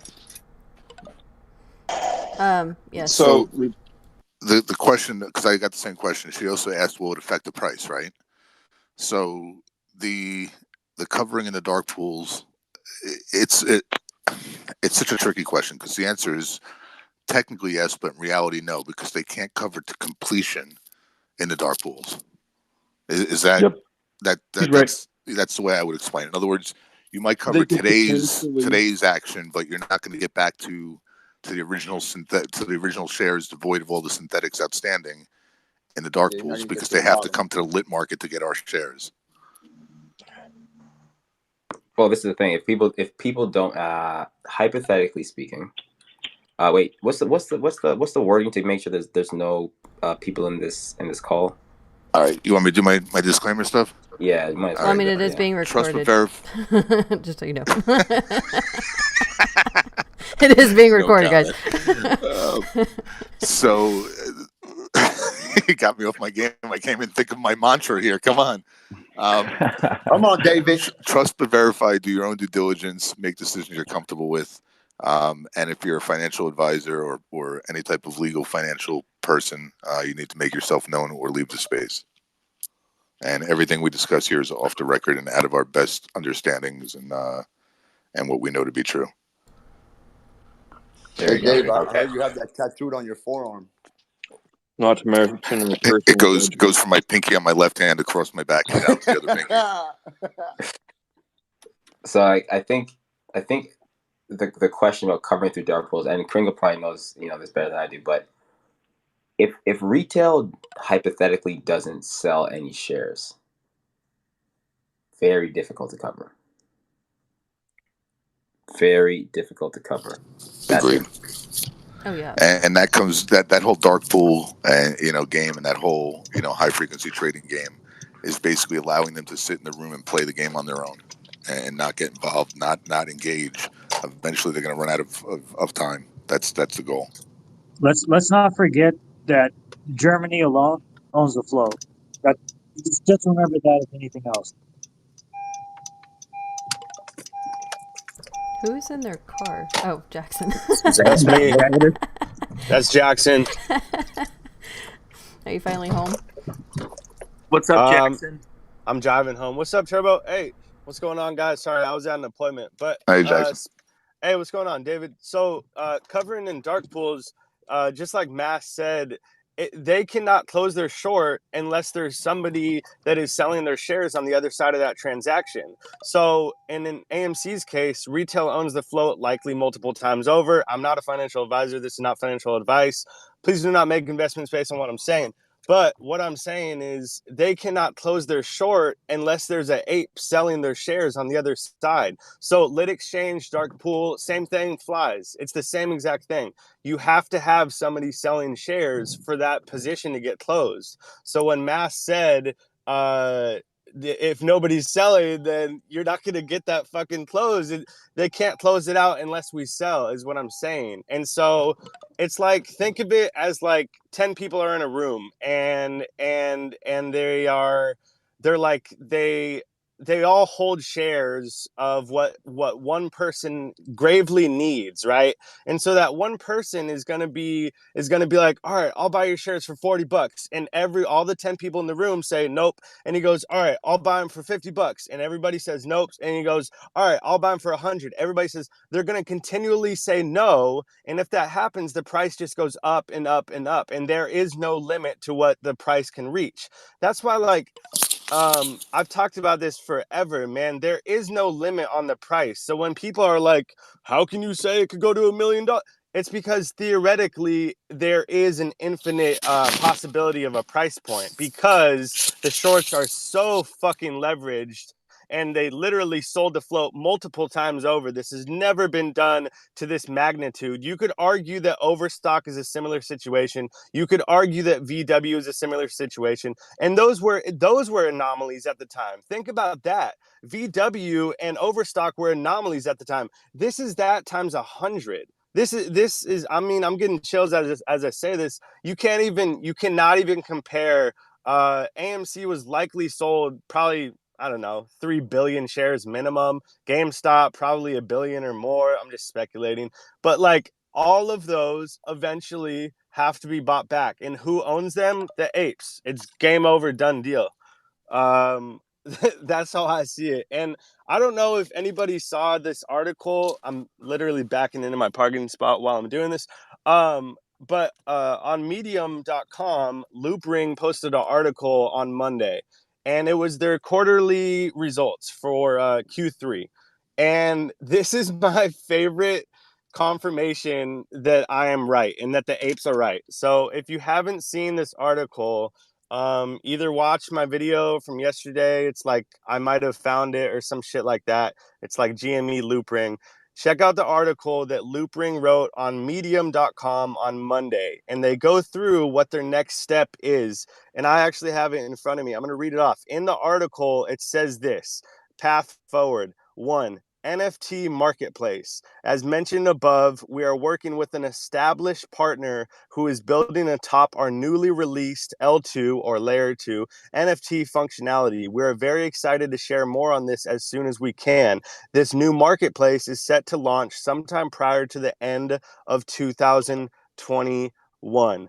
I believe they're talking about GameStop. A lot of people believe they're talking about GameStop. It's game over. It's done deal, Q4. You can give me any counter argument in the world, but if they drop that, it's game over. So check out the video on my channel or check out the Medium article. Follow Loopring on Twitter, and that's what I have to say for now. Quick question for you, because I know what the answer is going to be, but I just want to hear from you from the standpoint that if that happens with GME, how's that going to play out with AMC? Yeah, David, I understand why you asked that, but I can't say for sure what's going to happen to another stock, and I think you know that as well. I would like to believe that AMC would follow suit. I mean, you guys know I hold more AMC than I do GME by far. So if that happens, I believe AMC would fly. Because you see, there's always a reason, right? Because there's a gigantic overlap of the shorters on AMC and GME. It's like an 80% overlap, the same institutions. So if the institutions go down domino by domino, well, then they got to close out their shorts on AMC if they close out their shorts on GME because they got fucked. Yeah. Right. So it's another precipitous potentially, whether or not it be a market correction that affects their liquidity, or GME squeezing that affects their liquidity, or the need to cover GME, affects their liquidity. It's just another straw, or it's more than straw at that point. It's another building on the camel's back that could potentially break the back of the camel. Sorry, go for it, Jesse. This kind of brings us back to what happened back in January. So we know that there was a liquidity event with Robinhood because that's been reported. But there's a whole bunch of other trading platforms that restricted trading. Most of them were PF, pay for order flow. So we know something happened there. We don't know exactly what happened there, but there's some definite speculation that needs to be addressed. At the same time, how long does a margin call take for a larger institution? Typically, 5 days? So they have 5 days to correct? Well, and you won't hear about it for 30 days. So, I mean... Yeah, you wouldn't hear about it for 30 days, but typically when they get the call, they have 5 days to make a correction before they're actually called. So they get a warning call of what's happening. The warning call is the margin call, and then if they fail to address it, then they get forced liquidation. Yeah, exactly.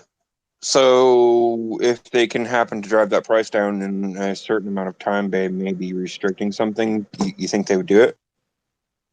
I think there's so many players involved that if one even tried, let's say it's the biggest one, it's not gonna work, because there's gonna be other guys going, oh shit, we better take care of this now. They're gonna have to be bluffing themselves, each other. I don't think they're gonna succeed there, in my opinion.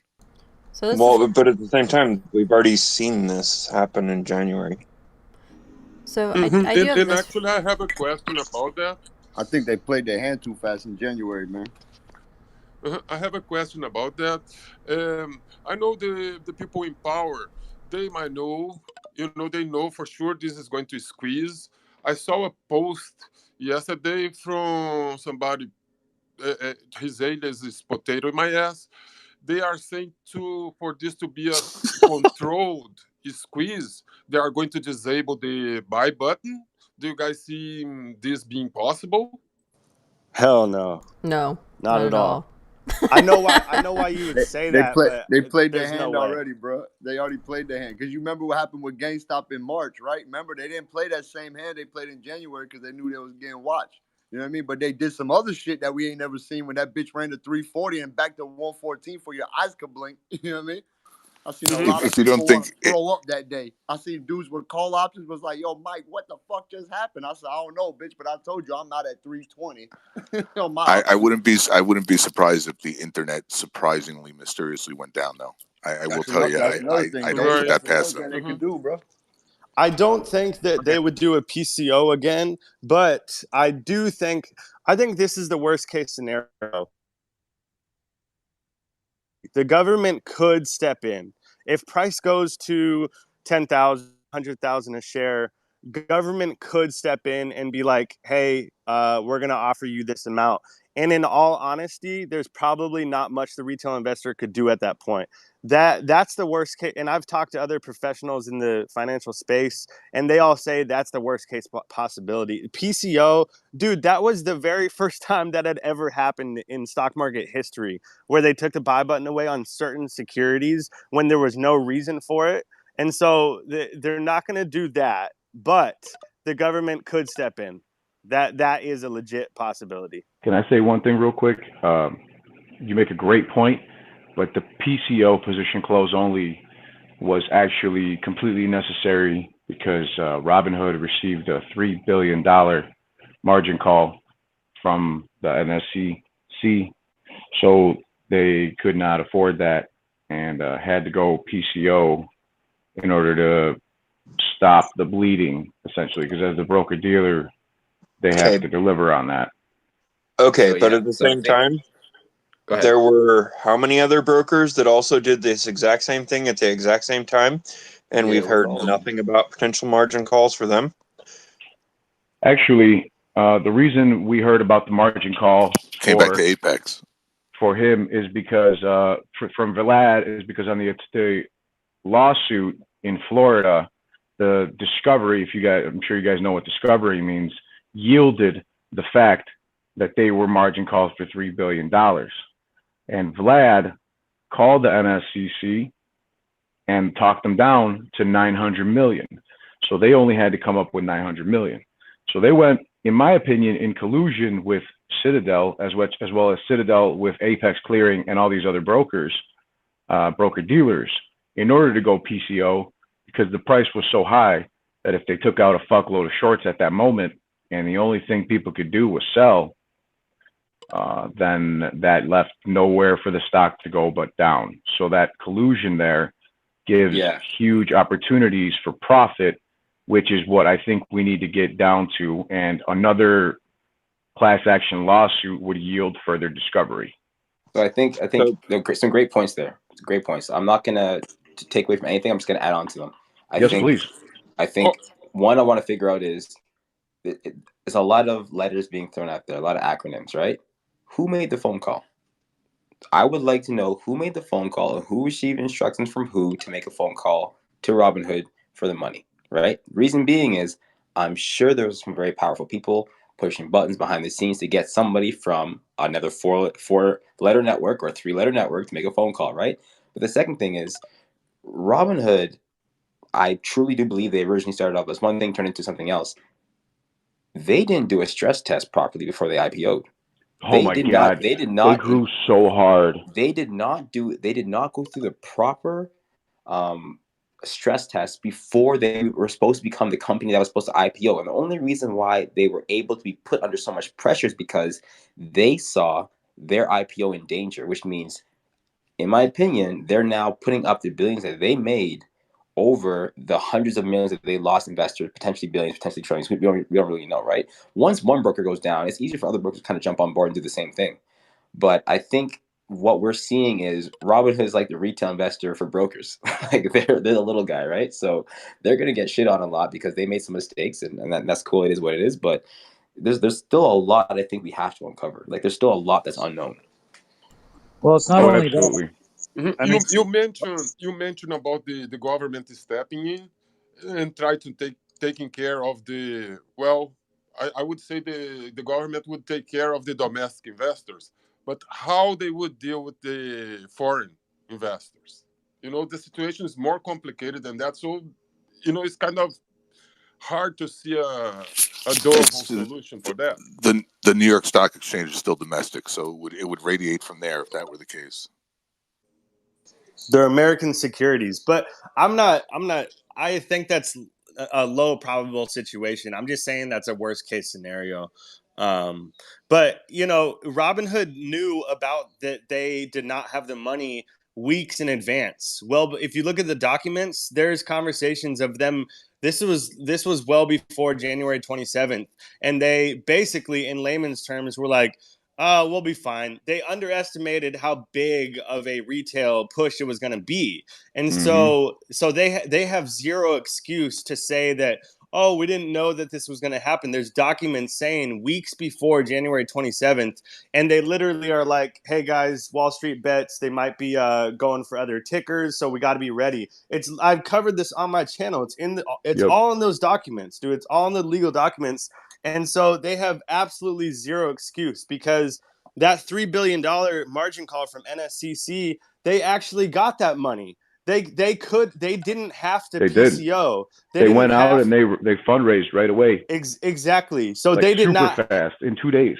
They did not have to PCO. Look at the documents. They raised that $3 billion in like Boss said, in 2 days. They didn't have to PCO. There's a reason why they did it. After they had already got that money, they kept it PCO for like 4 or 5 more days, or however long that was exactly. I'm estimating, but I'm pretty sure it was like another 4 days, 5 days after that. Yeah, to February 3rd or February 2nd. Well, not only that, like, I don't know if you guys remember, that's the criminal.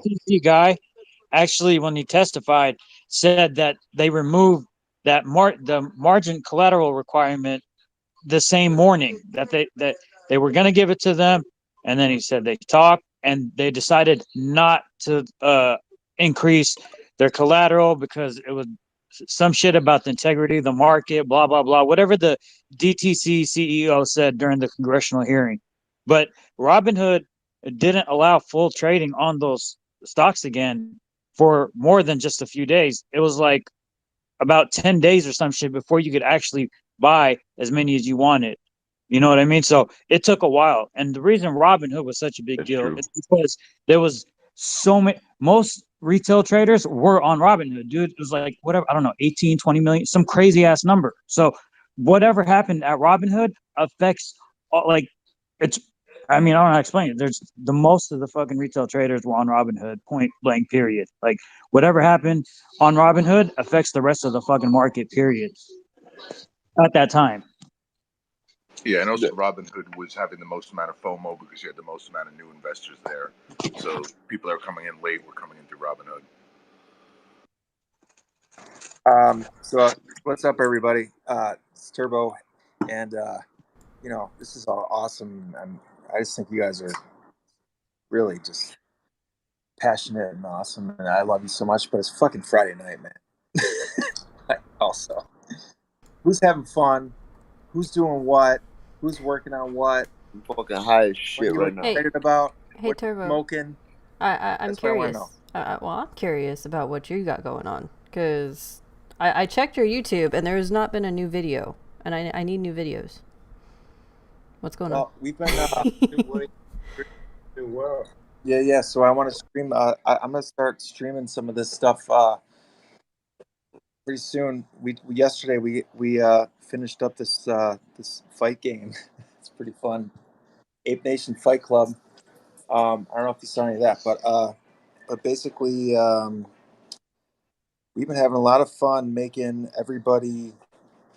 Tell them to stop buying Shiba. Oh, okay. Stop buying Shiba too. It's a fork of a fork. Well, to each his own, right? But basically, I don't know about the Shiba thing, but the thing about what we're doing is that everybody's going to be able to create, hopefully, wealth for themselves. And these are the first of their kind, and they happen to be attached to some really special gaming software and animation software, right? So I'm talking about NFTs, and that's what I've been doing, Kenna. So I'm happy to answer any questions anybody has. But we are actually building a team, and we need people to help because it is a massive operation. So if you're interested, hit me up. Let me endorse Turbo for a second. He's doing awesome work. He's creating these badass NFT avatars. I have one. Trey has one. Like, there, a lot of apes have them. Mast might have one. I'm not sure. And then he's making a video game where you can fight with your own ape NFT avatar. It's honestly one of the coolest things I've ever seen. So follow Turbo. Check out his videos. It's fucking awesome. Heck yeah. Well, and I also want to endorse Turbo. I mean, when we did our NFT week, like, he came on and talked, and I mean, we've bumped into each other a few times now. But no, I love exactly what you're doing. I think it is so badass. Like, you have, I mean, what better thing for people that invest into GameStop gamers, to have an NFT that they can basically go play like Super Smash Ape. Like, that is so badass. Like, if we could really get the attention of CEO Adam and people over at GameStop, like, this is the synergy that needs to happen, right? Because the apes own their characters in the video game. Why doesn't GameStop make the video game for us, and then, like, all the apes can play with their own characters and all these? You know what I mean? It's like the master stroke. I mean, you could always get in touch with Nintendo. I mean, Nintendo would. I mean, think about this. I'm rolling with Brent Schultz's thing, real quick. Yes, decentralization is important. It's very important. Yeah. Oh yeah, 100%. But bro, Turbo, that's the dopest shit I heard in a long time. Like, yo, that's a dope idea. I just want to say that. That's dope, bro. Good work. Yeah, man. And so the lack of transparency those guys have in the market, you will have in the crypto space. Yeah, that's yeah, exactly. So the lack of transparency that we have in the markets right now that we're all fighting against doesn't exist in the crypto market. And so, that's the future. But the other thing, since I have the floor here, this is very important to me too. I will say that if anybody hasn't called their reps to find out what's up with these this legislation, do it, because that is the way that you really affect change, for everybody, for future generations, or for next year, for people that are getting into the market. Like, we have to suffer, I think, a little bit and fight, but maybe we can make it better for everybody else in the future, Hey, good evening, guys. Don't mean to step on you, Turbo, but I had a quick question. Boss, you earlier had made mention of the fact that Vlad talked the NSCC down from 3 billion to 900 million. Oh, by the way, we can beat up Vlad in this game, just so you know. Yeah, Turbo, that sounds great, and big. That's correct. Okay, now my question is this, because I'm hearing conflicting numbers, and I just want to ask the question. You had made mention that he had negotiated it down from 3 billion to 900 million. And Jackson just made mention of the fact that they were able to raise that 3 billion in 2 days, and you supported that. Both of those are correct statements. Can you explain that to me so that I can understand it? Because I'm confused. Here's what happened. Citadel had to speak to Robinhood in order to, in my opinion, it's allegedly, and that's what the lawsuit is showing in discovery, that supposedly Citadel spoke to Robinhood in order to collude, as well as with other Apex clearing customer broker dealers, to go position close only. Okay, and what that means is they pulled the buy button so that people could only sell, and companies like Citadel and other institutions and people who are not on Robinhood and those broker dealers would be hedge funds majority would be able to buy those shares. Okay, so now they're buying back legit shares because they're completely running out. So Robinhood had so many people buying that they got margin called by the NSCC, right, to the tune of $3.2 billion or some shit like that. I saw the letter, I read it, I just don't have it in front of me. That being said, Vlad called them up and discussed it with them, and they got it down to around right around 900 million. And then they had already gone position close only, even though on the 27th, I think they did it on the 28th, but on the 27th, they said that they weren't going to agree to anything with Citadel. But on the 28th, they did go position close only, if my memory recalls correctly. And it only took by like the end of January or February 1st, Robinhood had already raised that they raised, I think, $3.5 billion or something like that, within just a matter of a couple of days. And even after they had already gotten that money and they met their margin call, they still didn't allow people to buy and sell immediately. So they did go out and raise that money, but at first they didn't want to do it. And in my opinion, they probably didn't want to lose liquidity. They didn't want to lose any liquidity of ownership. So they didn't want to have to give away a percentage of their company to a VC, a venture capitalist or an angel investor, in order to come up with that $3.2 billion or 3.5, whatever it was. So they went out and they raised that money, but that doesn't mean that they needed it. They just needed extra, because a broker dealer, to maintain margin, like, you need to have billions of dollars, plain and simple. So, for them having to come up with 3.5 billion, even though they talked them down to 900 million for the margin call, was just enough to prevent future margin calls. So the remainder of that cash was their dry powder.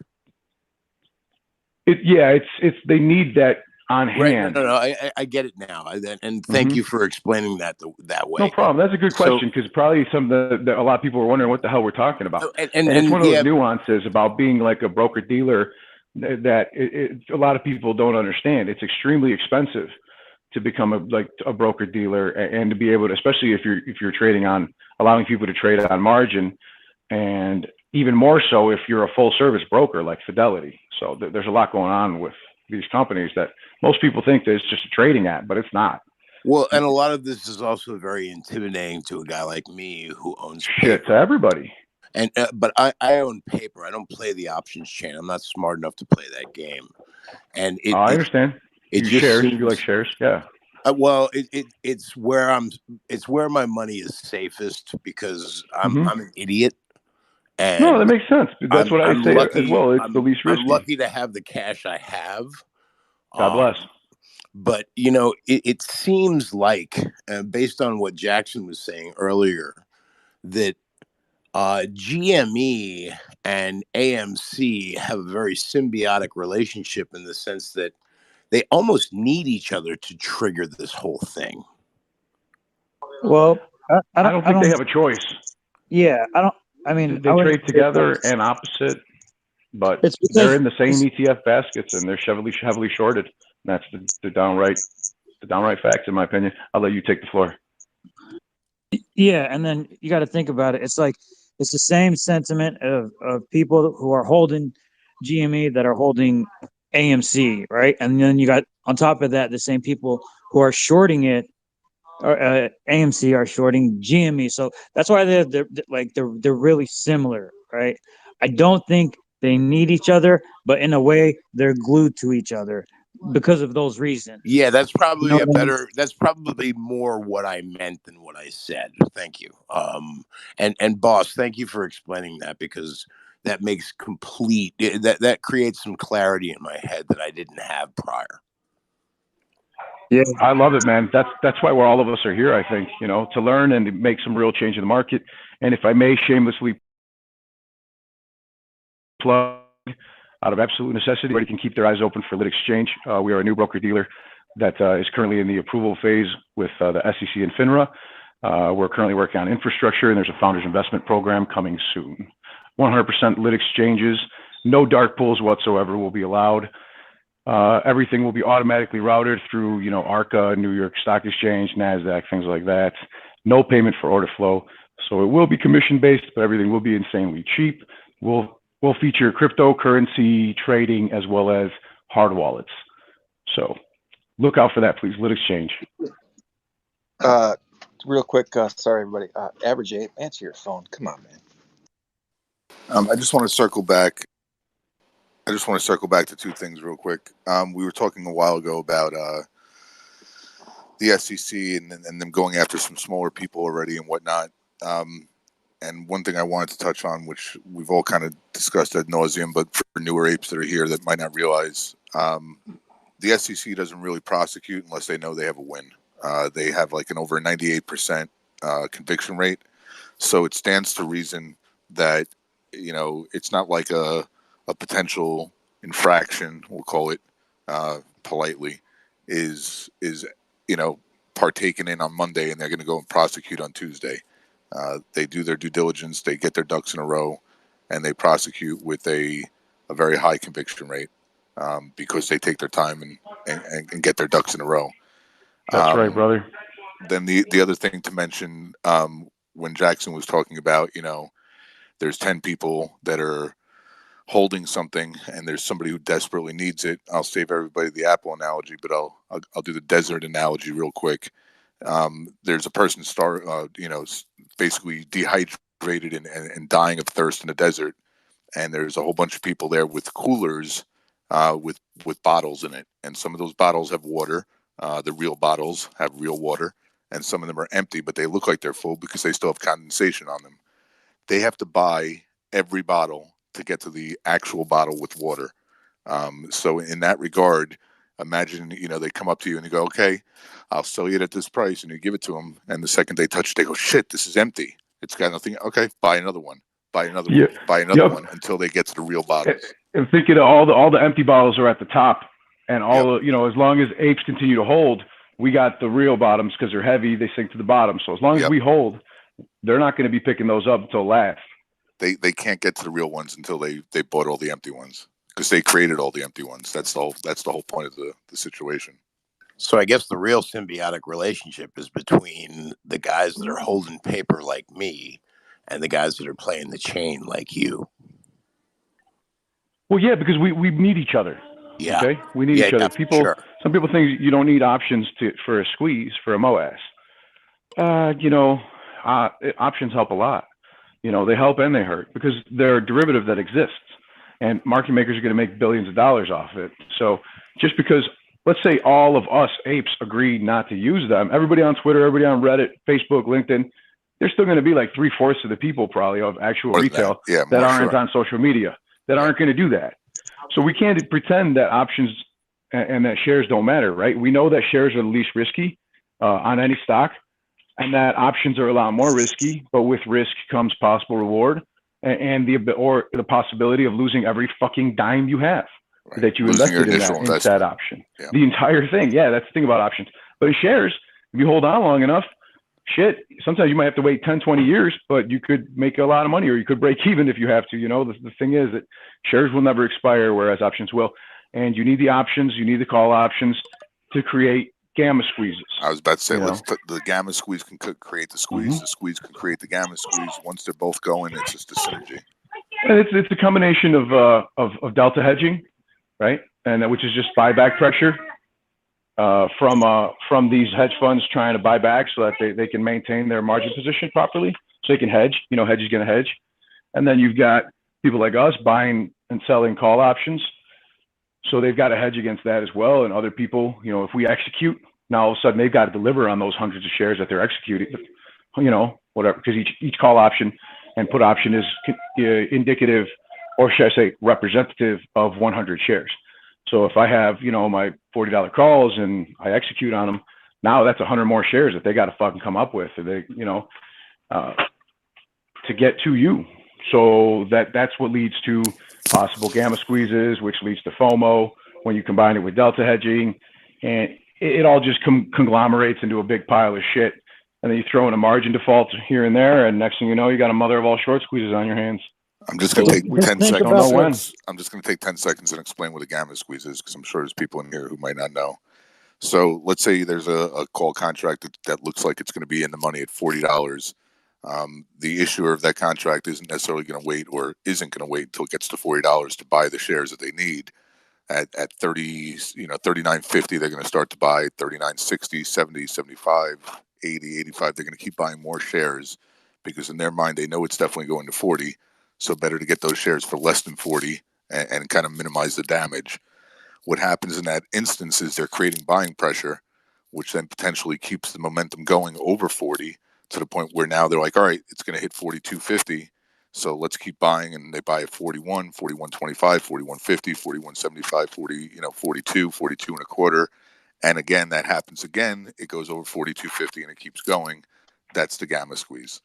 Yeah. Just And then when just you think throw about it in with FOMO, you got to have FOMO in there as well, because people like us are going to be seeing that. And then there's some people sitting around with dry powder that goes, okay, things are about to kick off. I'm going to buy a shitload of shares or calls or something, and then they ride it up and further compound the gamma squeezing and the delta hedging. That being the short squeeze. So the gamma squeeze affects the short squeeze, and then the short squeeze affects the gamma squeeze, and then all of a sudden you have this synergy where they just keep popping off each other. it's going to be like a combination of things. Like, think about in January, right? January for GameStop, it was a lot of mostly gamma squeeze, right? And FOMO, right? That shit wasn't a short squeeze. It was like a gamma squeeze and FOMO. Think of AMC in June, right? Fucking all the that was FOMO and a fat ass gamma squeeze, right? All the contracts went in the money. That was like hedging. So like the shorts, the short squeeze is going to be shorts covering FOMO, gamma squeeze. Like, it's going to be a combination of those things. Like, it's not going to be one or the other. It's going to be FOMO. It's going to be gamma squeeze. It's going to be fucking shorts, a short squeeze. And that's what's going to be the MOAS. It was set to pop off to become a short squeeze if it wasn't stopped. That's the reality. Yeah, 100%. But I mean, since God, we're going to be so fucking rich. To happen.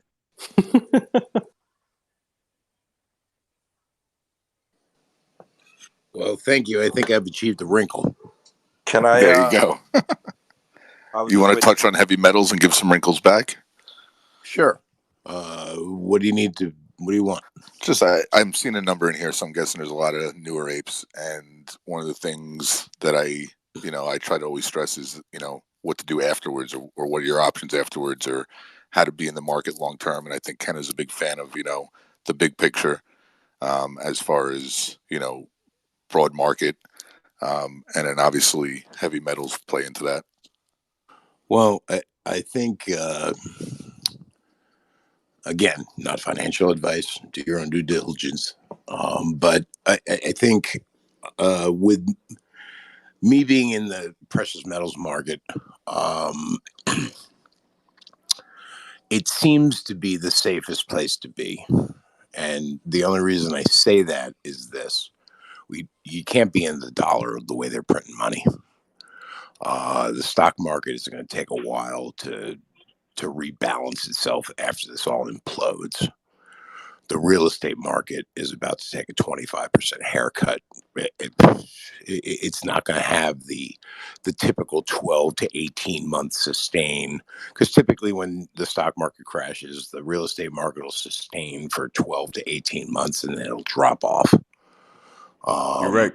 You're 100% right. That's not going to happen this time. I don't think that's going to happen this time. I think what you're going to see is you're going to see a lot of people pulling out of paper, and they don't want to get into real estate because they understand that there's a haircut involved. So what they're going to do is they're going to go to tangibles, because here's the problem. And I've only just started fucking around with crypto myself, but took the words out my mouth, Big Daddy. The problem with crypto is that it's still manipulated by these guys. The one thing that can't be manipulated by these guys is gold, silver, platinum, and physical delivery. Not GLD, not SLV, none of that bullshit, because it's still a promissory. Ideal and physical delivery stuff. And because of that, typically people pulling out of paper are going to go one of three ways. They're going to go tangible assets, real estate, or cash. And the problem is you can't go cash because of the way they're fucking printing money. You can't go real estate because you're about to take whatever you spend. And just to clarify, when you say printing money, obviously the cash is going to be worth less because inflation is going to be out of control, potentially. Well, I mean, look, the M1 money supply has gone up 40% in a year and a half. Okay, 26% last year and 14% this year until June. And Fred stopped reporting the M1 money supply in June. So I don't know what the fuck they've printed since then. But you don't want to be in cash because people that have whatever they have in the bank have already taken a 40% haircut just due to the printing presses. Forget about the hidden inflation end of it. So you got to be in something tangible. And in my opinion, gold, silver, platinum is, and platinum is kind of iffy right now because there's a lot of crosses for it. I think if you stick with tried and true gold and silver, you'll do well. Not to say that some of the rare earth element investing isn't worth doing, but like when you start looking at palladium and rhodium, you start looking at some pretty significant spreads between bid and ask, and that's not fair. So if you want to just keep it bare bones simple for the time being, when everything does implode and you find yourself with this pile of cash, I don't know what you're going to do, but my plan for myself is to take whatever my tax money needs to be paid to Uncle Sam's going directly into gold. And then that's 40% off the top, in my eyes anyway. And then of the remaining 60% that remains, that's mine, 75% of that is going in gold too. Maybe some silver as well. But the bottom line is, the reason for that is when the dollar crashes, which it will, the metals are going to go through the fucking roof. And if you own SLV, you only own a promissory. You're going to find yourself twisting in the wind. But physical delivery is the way to really look at this, at least in the short term. I'm not saying the long term. I'm saying it's just a storage of wealth for a settle down period until the dust settles. When all the dust settles, then you go. Sir, may I ask, when you say physical delivery, you mean bars on hand, right? Not bars owning SLV, the stock. You don't want to own the stock ticker silver. You want to have silver fucking bars, right? No, that's what I thought. I deliver 1,000-ounce bar to your door. All right, we'll talk, my friend. Or we put it in one of 3 depositories that we have. We have one in Toronto, we have one in Dallas, and we have one in Delaware. That sounds nice and safe. Well, and the advantage to dealing with a depository is this. Anybody that has a safe deposit box, while your bank offers that box to you at a charge, and while your deposits are insured through the FDIC, and if anybody hasn't looked at the FDIC's paperwork, you're insured to $250,000, but they've got 20 years to pay you.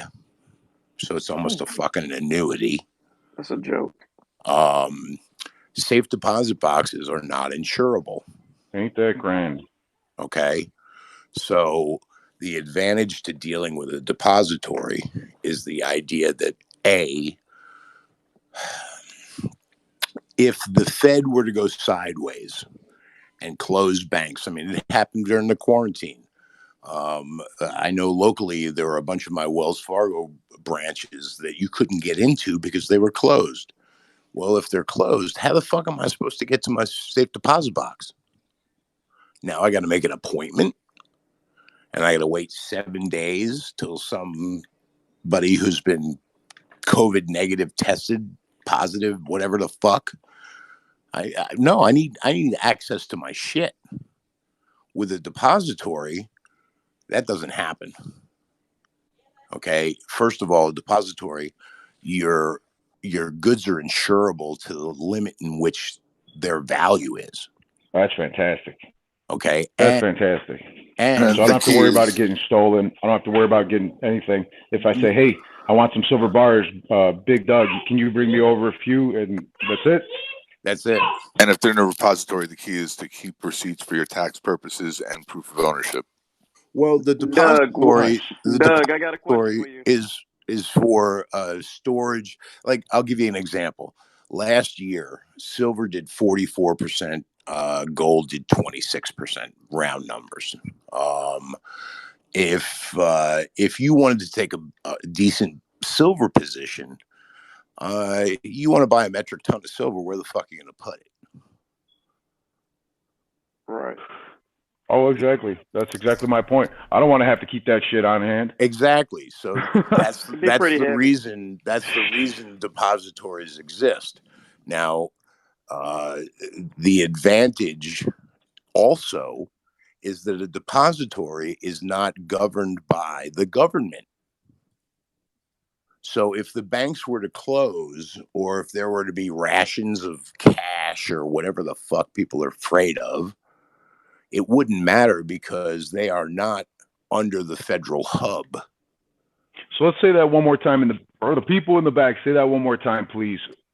Those people worried about where to put their fucking money. Well, no, seriously. I mean, I know. I'm being serious too. You got to think about these things, because if the banks close, you can't get to your box. A. B. Your box isn't even fucking insured. You could have $1 million in cash in a safe deposit box, and if that bank were to explode, your safe deposit box would not be insured. Technically, you're not supposed to put cash in a safe deposit box, but I get your point. You get That's what insanity. I'm saying. Whatever it might be, right? Something valuable in your safe deposit Well, box. I mean, you can put bearer bonds in there, right? Whatever. Hey, okay, guys, we're coming up on 2 hours total of this, and I know TMI and Kringle already had to go, so I do want to start trying to wrap this up just for tonight, and maybe next week or the week after. Thank you for letting me speak, by the way. I really appreciate you. Of course, it was great information, 100%. And I'm sorry, I have 5 people requesting right now. I do want to take Yasar. He's had his hand up this whole time. I do want to. Can I ask Doug one really important follow-up question that I don't know the answer to, but I'm sure everybody needs to know the answer to? Will it take 2 minutes to answer? Take 1 minute to ask and probably 30 seconds to answer. Okay. So if somebody goes around, because I know you've mentioned that you have services, but if somebody's not local or they use somebody locally, what should they do to protect themselves for proof of ownership? What's that process look like if they're keeping it in a depository? Well, proof of ownership, I mean, they are part of the account is actually in their name. It's not me holding it on their behalf. It's me setting up the account on their behalf, and it's their account at the depository. The only difference is routing through. Every company pays for leads, and when I told people my company that I was involved with this. And David, I haven't promoted me as absolutely because I just didn't. I'm not here for networking. I'm here for the squeeze. But I have worked out some deals with my company so that people can get discounts on storage, and first month's free and shipping's free and all kinds of bullshit, because every company pays for leads. And if I'm going to bring anybody from here into my fold, they need to be handled better than what we normally would treat people. And I know that sounds very sales pitchy, but that's not what the intent is. I just want to make sure that anybody that's interested in doing anything in gold gets handled as well as they can be handled. They get as much for their money as they can, and they can store it as safely as possible.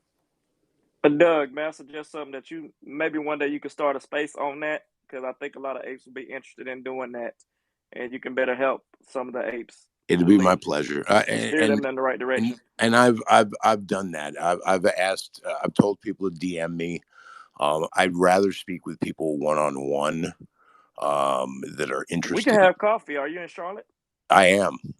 Bro, I'm in South Carolina. I'm about an hour and a half from you. That's fantastic. I'm in Concord. I'm in Spartanburg. Either way, I know there are other people that want to speak. David, thank you for asking the questions. And no, the accounts that are set up in your name, not mine, not the company's name. I'm just the conduit that gets you there. That's it. All I am. Got it. Thank you. And thanks for having me up. Definitely. Thanks for coming up. I appreciate it. Yes, sir. What do you got for me? All right.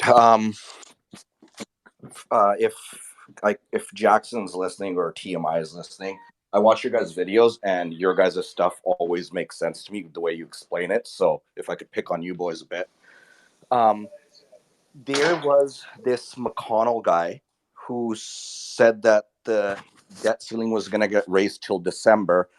Does that mean they just kicked the can down the road? And then somebody had wrote that he wasn't going to help Joe Biden furthermore. So does that mean that, let's say in December, they're still in the shitter, essentially, and then come January 1st and they're still in trouble? Does that mean that this McConnell guy is saying, you know what, we gave you a 2-3 month window, you guys still didn't figure it out, you're on your own, there's going to be a debt default, and then the USA falls into a recession or whatever it is? So yeah, that's hopefully that made sense. Yeah, they're not going to let it default. They do this every year. They're going to kick the can down the road. They're just grandstanding. Trust me, they're not going to do it. Okay. Show you. Sorry, go ahead. The U.S. has never defaulted on their debt. Yeah, Yasar, great question. I looked over that letter that was written today by McConnell, and he's basically saying after December 18th or whatever the date is, like, he's not going to agree to raising it anymore. And S Poop, oh my God, that's just the first 5 letters of your name, so I'm just going to call you S Poop. Dude, I'm not so convinced that they will keep raising it. Like 2021. You don't think so? No, it's just like, I can't talk about the future. It hasn't happened yet, right? But I'm just not convinced in my speculations that they're going to continue doing it. Dude, the margin debt is at an all-time high. Every single parameter measurement of debt is through the fucking roof. This is like nothing. This is 2008 squared. This is 2008 squared. And I want to, if BossBlunts, if Marcel's listening, pass this over to him. He's much more the authority on this than I am. Marcel, you there? Yeah. Thanks, Jackson. Yeah. I don't know if I would say I'm the authority, but yeah, the letter. Let's put it this way, brother. This letter. Did you guys happen to hear the speech that Schumer made after the McConnell stood there next to the fucking podium and fucking with minority whip and whip these fucking votes into shape to barely get 11 out of the 10 Republicans to vote for cloture that allowed them to get the vote for 50 happening? They barely fucking did it. And the reason that it happened is because McConnell and Rand Paul were right there whipping these motherfuckers into shape, making sure it happened. That's why they call minority whip, where you got to realize that they made a big fucking mistake, dude. When I was listening to this, my fucking jaw dropped. I could not believe that Schumer had the balls to fucking say that right with McConnell and these other motherfuckers right there. Did you see that McConnell, was it McConnell or Rutler, one of these fuckers? He fucking was so pissed he put his fucking hand on his forehead and he was looking down. Joe Manchin. He was furious. And all these guys, he made the Republicans look so bad. He called it, quote unquote, a Republican manufactured, like economic meltdown practically, like something right along those lines. Sorry, why was he so mad? Because of the speech that Schumer. It was Joe Manchin that put it was Joe Manchin. You're right. It was Joe Manchin. Whoever this person was that was so angry, why were they angry? Are they angry? Listen, it's all the Republicans. Because McConnell went to bat for the fucking Democrats and he barely fucking got 11 of them, and they needed 10. And Rounds and Blunt, the last two that fucking voted for the Republicans, they were furious, man. They were talking in these articles. They're quoted, okay, as to what the fuck was said. So now they make Schumer with his little speech made McConnell look like a piece of shit loser. You know, he shat on his plate, on his dinner plate. Let's put it that way. So come December 3rd, let's put it this way, come November, I was bullish on these stocks before, and I thought that they were going to have this fight out right now. But McConnell actually, his idea is genius because it gives them only $480 billion. They didn't raise shit. They just agreed to give the U.S. Treasury $480 billion and reevaluate this by December 3rd.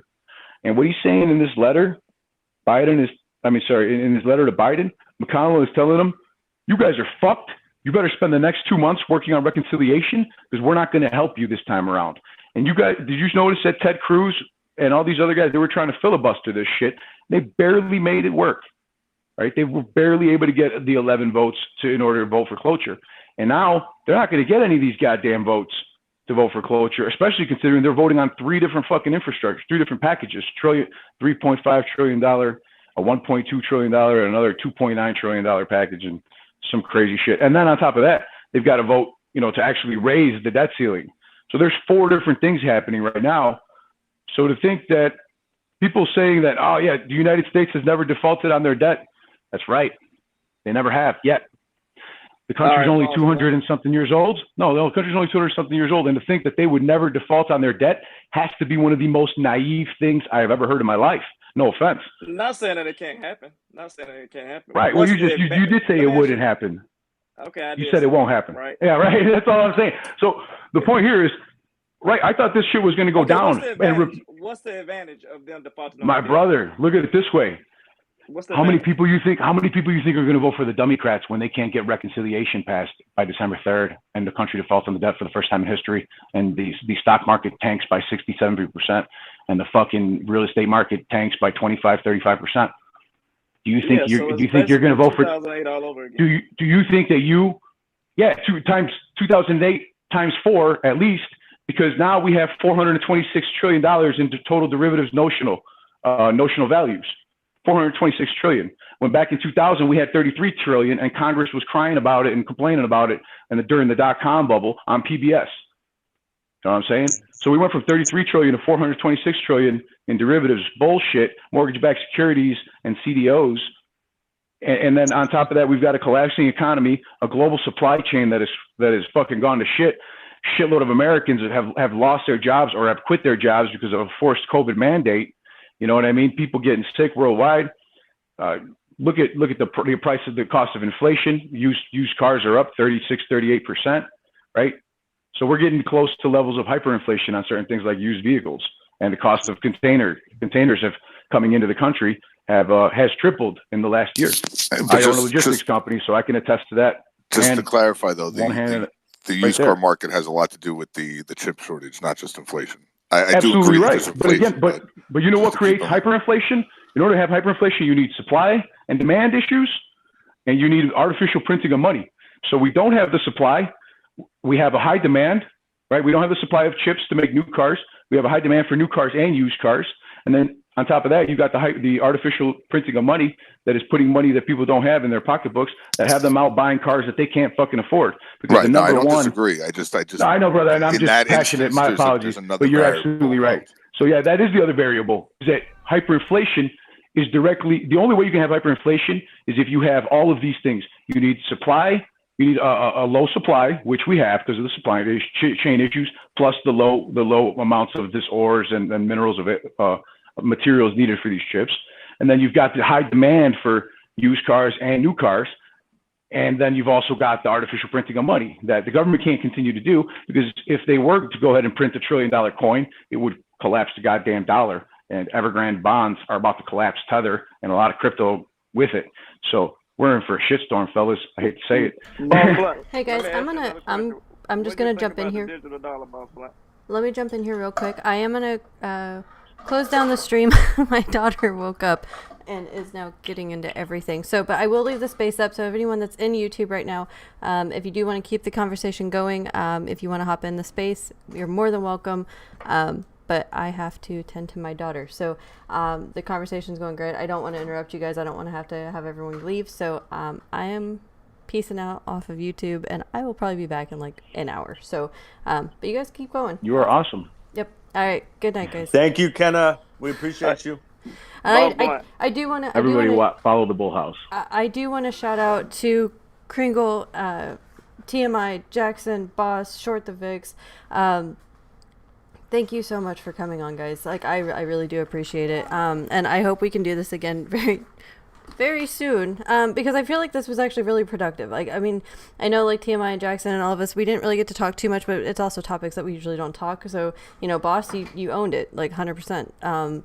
So I do want. Sorry. No. It's 100% good. I love it. I love that, you know, you're getting more into the community because not a lot of people know you. So, hey, welcome. You are now part of, you know, even the BullHouse community now. People are getting to know you there.